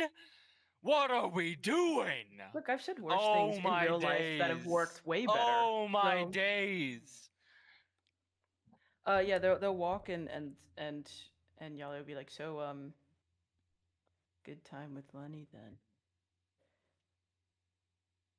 What was that? Good time with Lenny, cause she hung out and I- stuff. Yeah. Good Cool. conversation. That's great. You're friends again, siblings again now. I mean you were, but like you're you know. We're definitely on a good path. That's good. Which Sweet. thank you for that. I mean I didn't really. You To be fair, I brought me just back. kind of stumbled into you in a tavern I know, and but then asked you you could have some pretty left crazy me behind. questions. Yeah, I mean, but I also asked you if your whole town was incestuous, and I feel like that was kind of like a not smart thing to I say. think you were pretty drunk at the time. Yeah, but regardless, I kind of owed it to you, so for being a loser.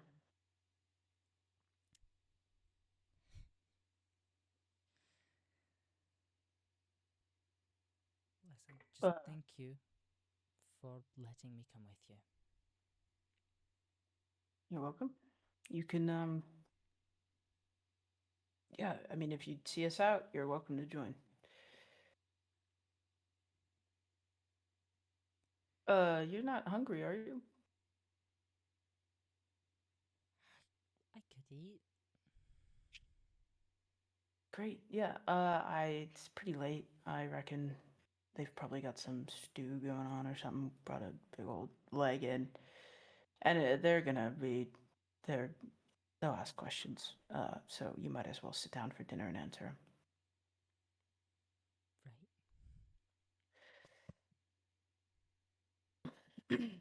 Let's go, and they'll keep going.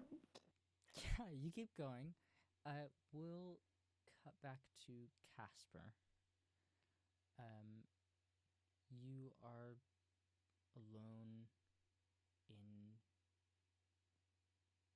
in your home. You're alone in your home. I'm alone. There's no Alone one in his else with home. me. Yep. Where is your mind at after all those letters?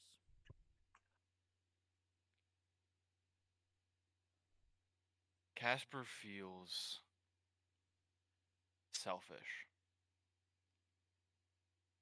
that he got to run away and play court while his sister was forced with the burden of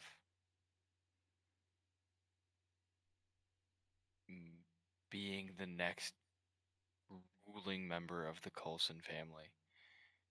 And he also feels a reignited hatred for Edmund that he didn't remember having.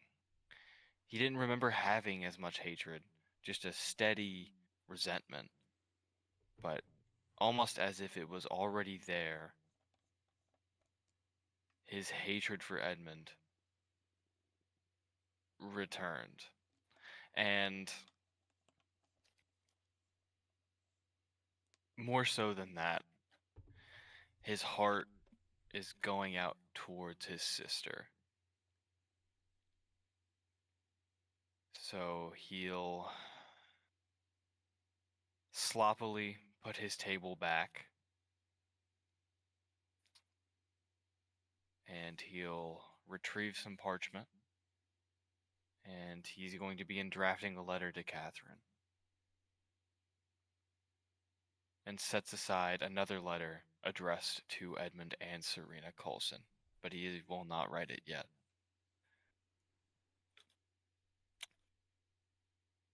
To Catherine he writes,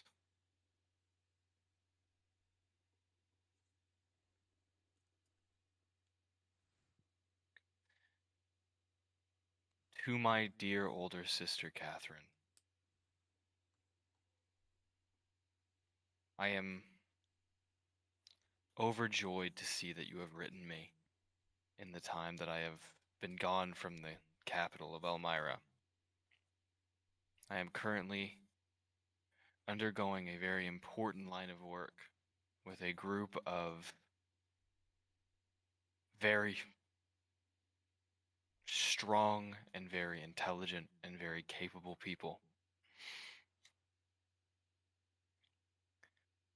I am unsure where my time will go a month from now, but I know that I will stop at nothing to be there for you, even if it requires me to abandon my own duties for a day. And of your wedding's nature, I cannot help but feel guilty that you are to be married off to him when we are both aware that neither of us wanted to foresee that occurring. I know not what I will do when I see Edmund and Serena again, and I know not what I will do when I see you in your new arrangement again, or well, for the first time. But I know that no matter what I will do, or what I will say, or what I will be there for, that my love for my family, which is you, will never wane. Your younger brother, Caspar Kulson." He seals that letter, sets it aside. Now to Edmund and Serena Kulson. He has one letter.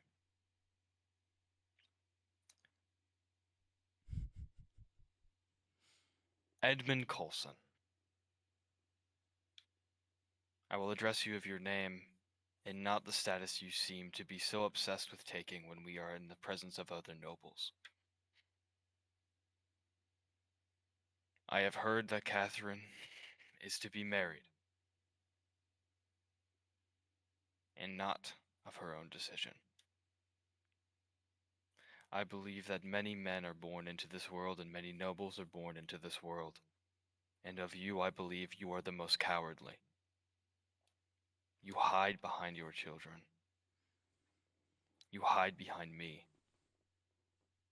And know this, Edmund, when I do meet you a month from now, you should be ready and you should be fearful. I have always been stronger than you, father, and I always will be. Love Serena for as long as you can. Love Thomas for as long as you can. And hold on to what petty land you did have. I am unsure what I will do when I meet you, but I know it will be grim, and it will be dark. To Serena Kulson, my mother. I have never known someone so negligent and so obsessed with the pleasantries of life without acknowledging the hardships. I apologize, I will have to make you a widow.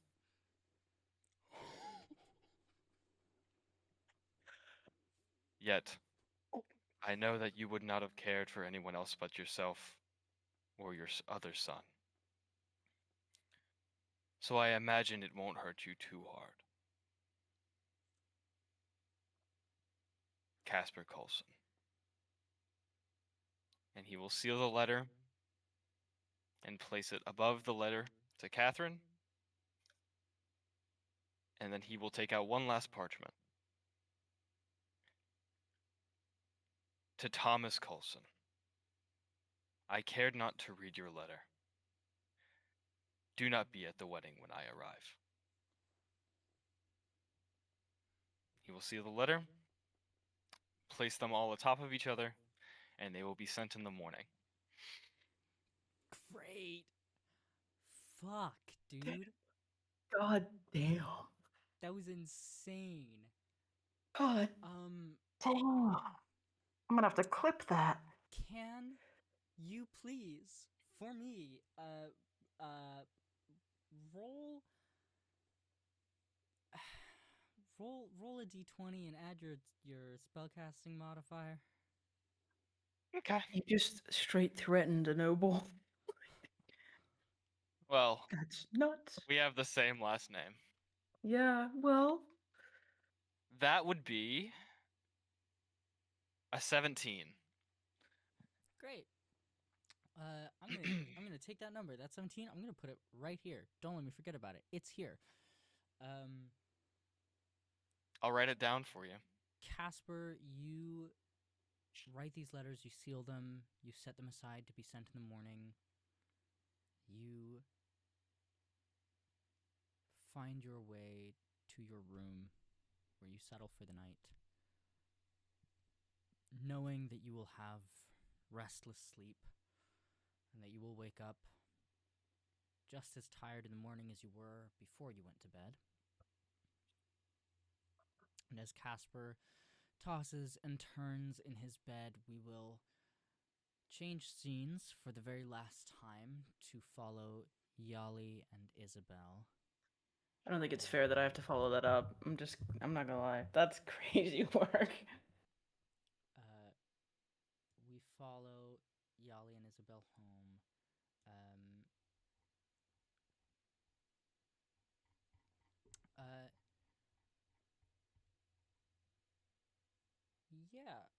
You two get back to your uncle's tavern.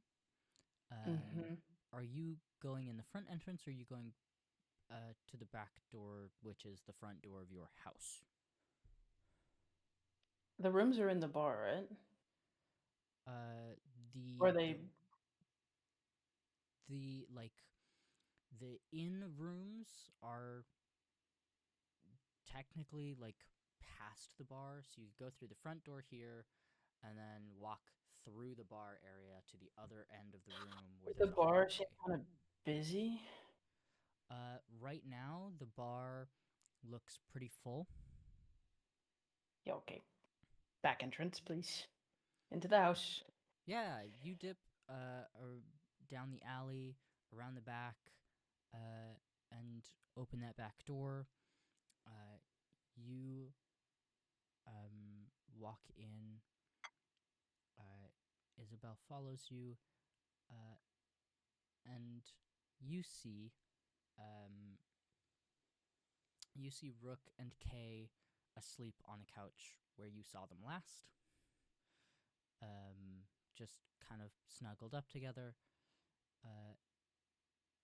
Isabel sort of steps up next to you, looks at them, and smiles and tilts her head, and then looks at you. Oh, they look very sweet. Yeah, it's Rick and Kay. My kind of like my dad's Your dad's? uncles. I call them my uncles, but they're all kind of. There's three of them. Kind of all like my dad. That's very sweet. Yeah. No. Let's get you some medical stuff and food, and then I'll set you up upstairs. Right, absolutely. Again, lead the way. So I'm presuming that the medical stuff is probably in the kitchen somewhere in a cabinet. You have Maybe, like or in a a bathroom. whole room that's got that kind of stuff in it. Absolute fire. We're going there first. Yeah, you head through like the this big open area with the kitchen and the living room, to that hallway with the doors, and take the first one on your left that opens into just like a little medical bay. There's like a Mhm. cot and a bunch of cabinets full of stuff. Yeah. There's like crutches and splints up against one wall. Right. Yeah. You're You really don't. Nothing. prepared. You know, I fight for a living, so you know. Fair enough. Nothing's broken, right? You don't have any broken bones, or. Don't feel anything broken? Okay, sweet. Don't worry, I'm not gonna set you up down here. That'd be a nightmare.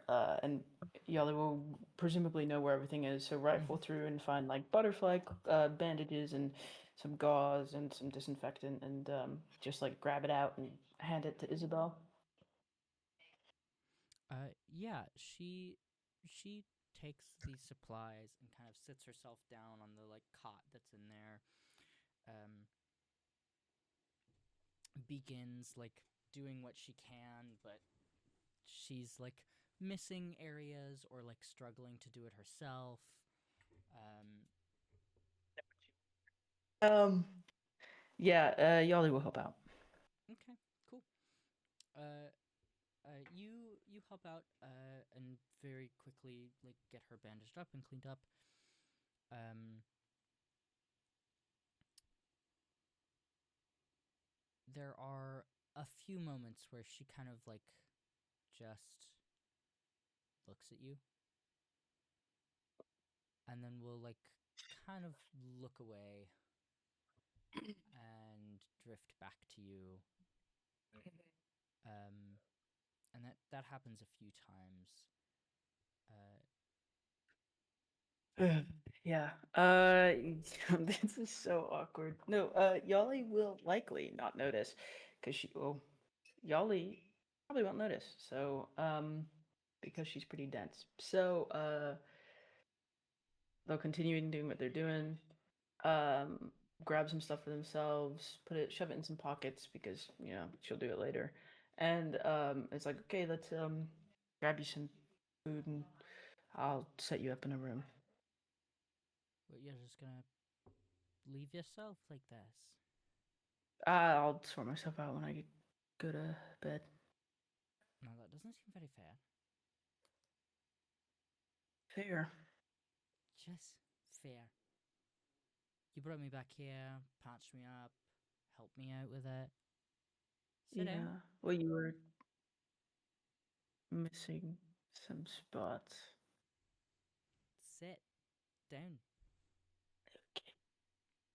She'll sit. She like takes the things from your hands and your pockets and sets them aside and just slowly begins working. Are you always this independent?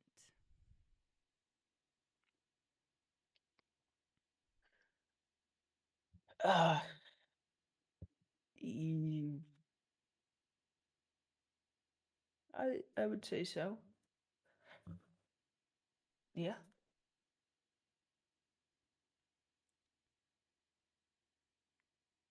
I think you ought to learn not to be. I get that relying on others can be tough, that you need to be able to manage on your own. But if there's one thing I learned from my dad, it's that sometimes you need to find strength in others in order to conquer the tallest mountains, I think is the way that he phrased it. Yeah, well, I not planning on conquering any mountain.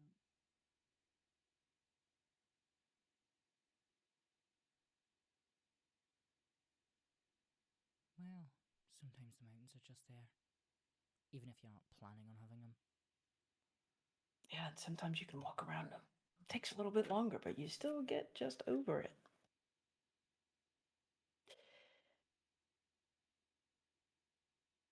But at that point, you haven't really conquered the mountain, have you? You've just run from it, avoided it. Mountain's still gonna be there.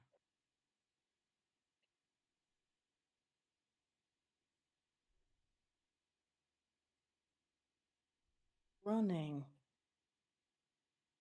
Isabel is what kept me alive. I don't plan on changing it. I'm very glad that it kept you alive in the past.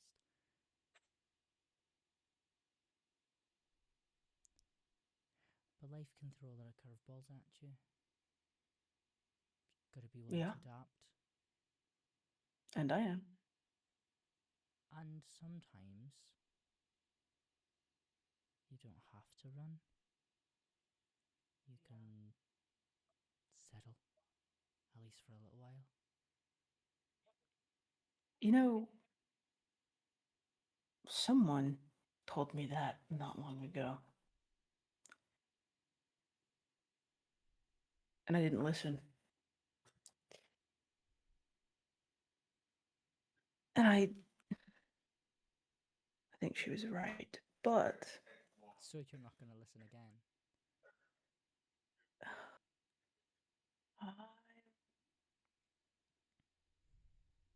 Hello, camera.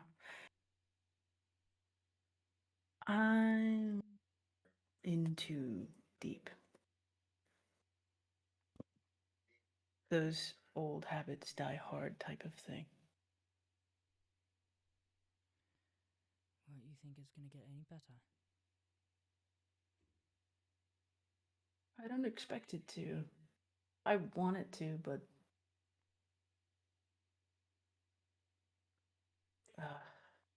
sometimes you just have to be content with where you're at. I don't think there'll come a day where it's easy. For you, it's like breathing, and for me, it's like walking through fire. Who said it's like breathing for me? Seems like that's the case. Been pretty bold in the last couple of hours.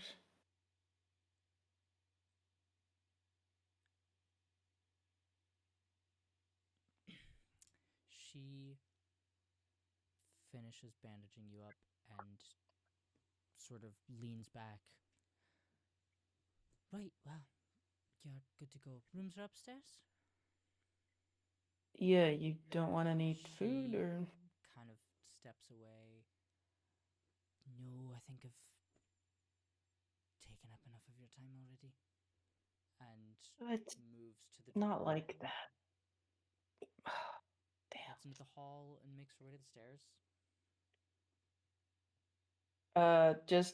Yahli will shout after and just be like, just make sure you know that Dom's, just tell Dom that you're with me and he'll let you in for free.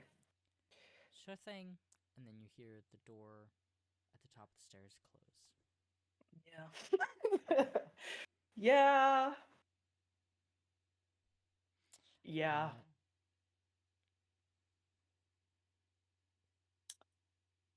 Yahli will disappointedly, not even disappointedly, just go to bed. She's gonna go back to her room and stand there for a second and just be like, what the fuck was that? What was that? As you are like standing there, you hear the door at the top of the stairs open again. It doesn't close, but you hear the footsteps of what is clearly Dom walk down, and then a small knock on your door. Come in. Yeah, it swings open. He pokes his head in. So, some gal just came up, Story. said hi, said bye, said thanks, said bye again, and then walked out the bar. Out the bar. Yeah, just seemed in Not a bit into of a rush. Damn.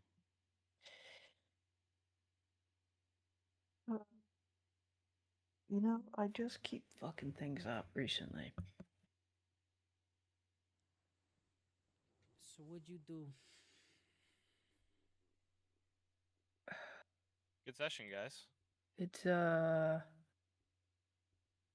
long story, but the short of it, you know Lenny, that guy I fought. Yeah. His sister from Hallgrave joined us on the way back from the mission. Yeah. Brought her to Lenny. They haven't spoken in years. I find some stuff out about the mission I'm not too happy about. I head into the courtyard, you know, when I'm angry, seething, and covered in steam. Yeah. She walks out, suggests we have a spar. Well, she Uh-huh. suggests that we, quote, blow off some steam. Have a Yeah. spar? Obviously, I look like this, and she doesn't look good either. All well and fine. I managed to get the upper ground, and she, plants a kiss right about here. Okay. And So what are you I waiting just, for? it's more complicated than that. I think Kessa's seeing that guy in the Royal Mage Court or whatever the fuck it's called, and I don't know what to do. And she just said that I'm too independent, and I said basically fuck you. And I think she's upset. As she should be. What am I supposed to do? She gave you solid advice. You said fuck you. Well, I didn't say fuck you. I said with all due respect, you know how it is. Running's the thing that kept me alive, and it's not easy to let people in, and that, you know, it's like breathing for her and walking through fire for me. And she said, how do you know that? And I said, well, you know, you've been bold in the last 2 hours, and she didn't like that.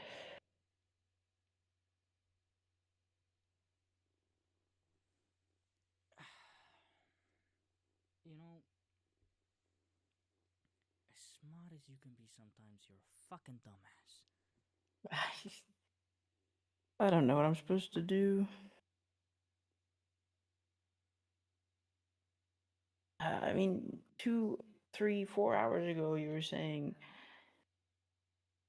Kessa was here. She left a gift on my table. Next thing I know, she's off with this Simon guy, who apparently she's known for a while, clearly. Um, and then Isabel shows up.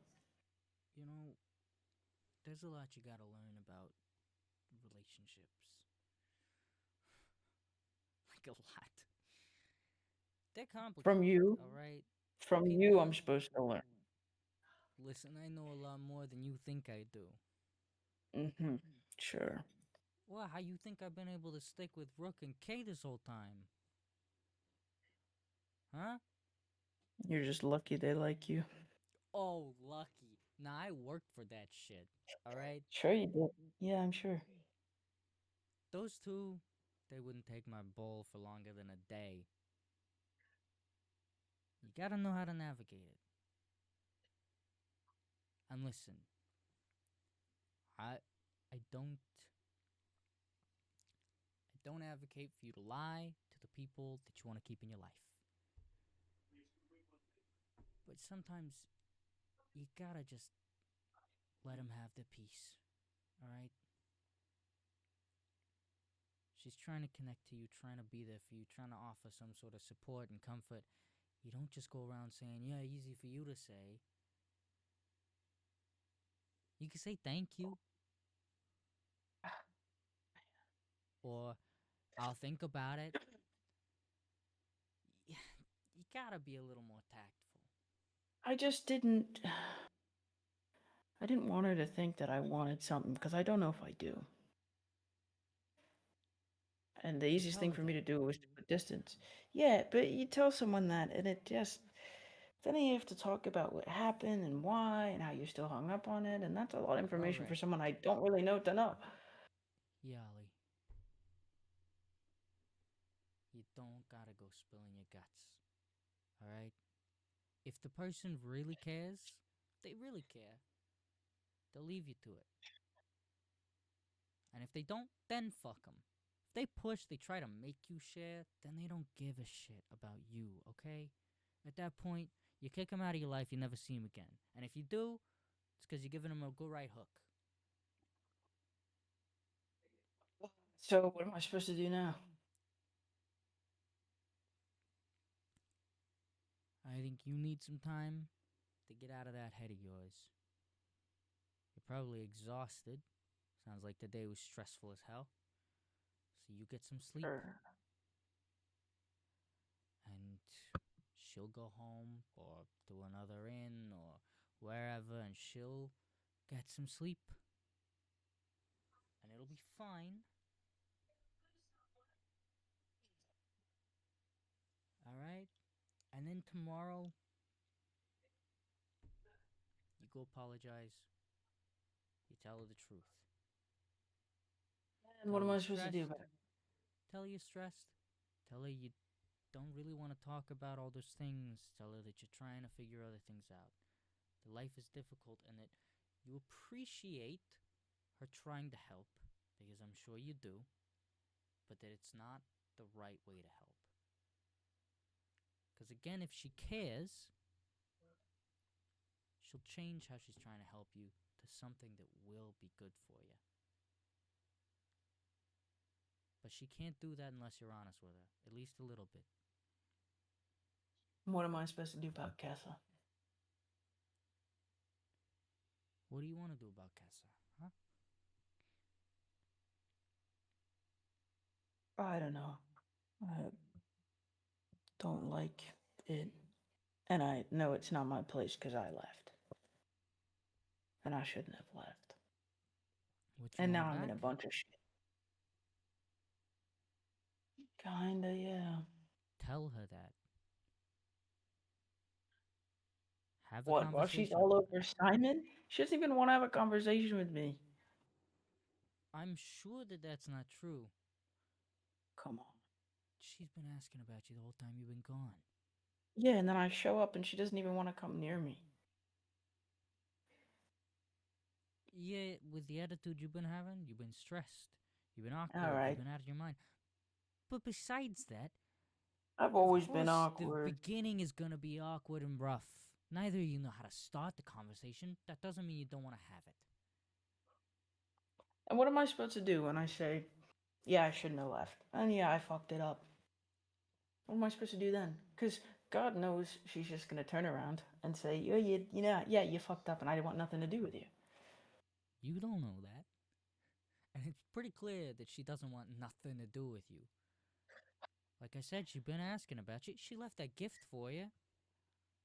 Clearly, she Yeah, wants then, something to do with you. If she really didn't want anything sure. to do with you, she probably wouldn't come around. She wouldn't take jobs here. Then She why is knows she being here is falling gonna off of make the a run royal into you. court mage? Look, I get it, okay? I box for a living. I hit people and I win bets in a dirty way. I don't have a clean living. I didn't grow up in a clean place. Uh, I grew up as an executioner. And I can't even talk to her about that. Barely you. And she's off now with this high court mage. I mean, I have no chance. I don't have a chance. You know, Yahli, it's not about who you were or how you grew up. It's not about the station that you hold. It's about who you are now. And yeah, maybe it's not gonna work out. But you won't ever know until you have that conversation with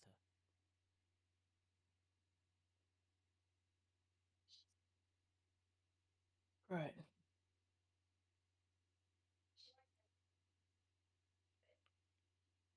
Okay.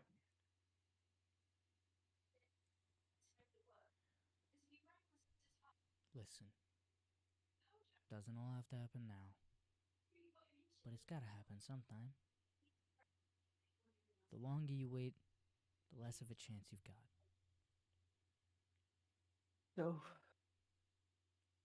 So sleep on it, find that nice young lady from tonight and apologize. Tell her you gotta figure some things out.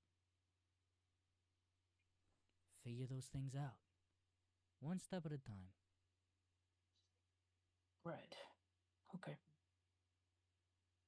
Just like boxing. You just gotta find the right spots to hit first. Work Alright. your way through the steps. Yeah. Okay.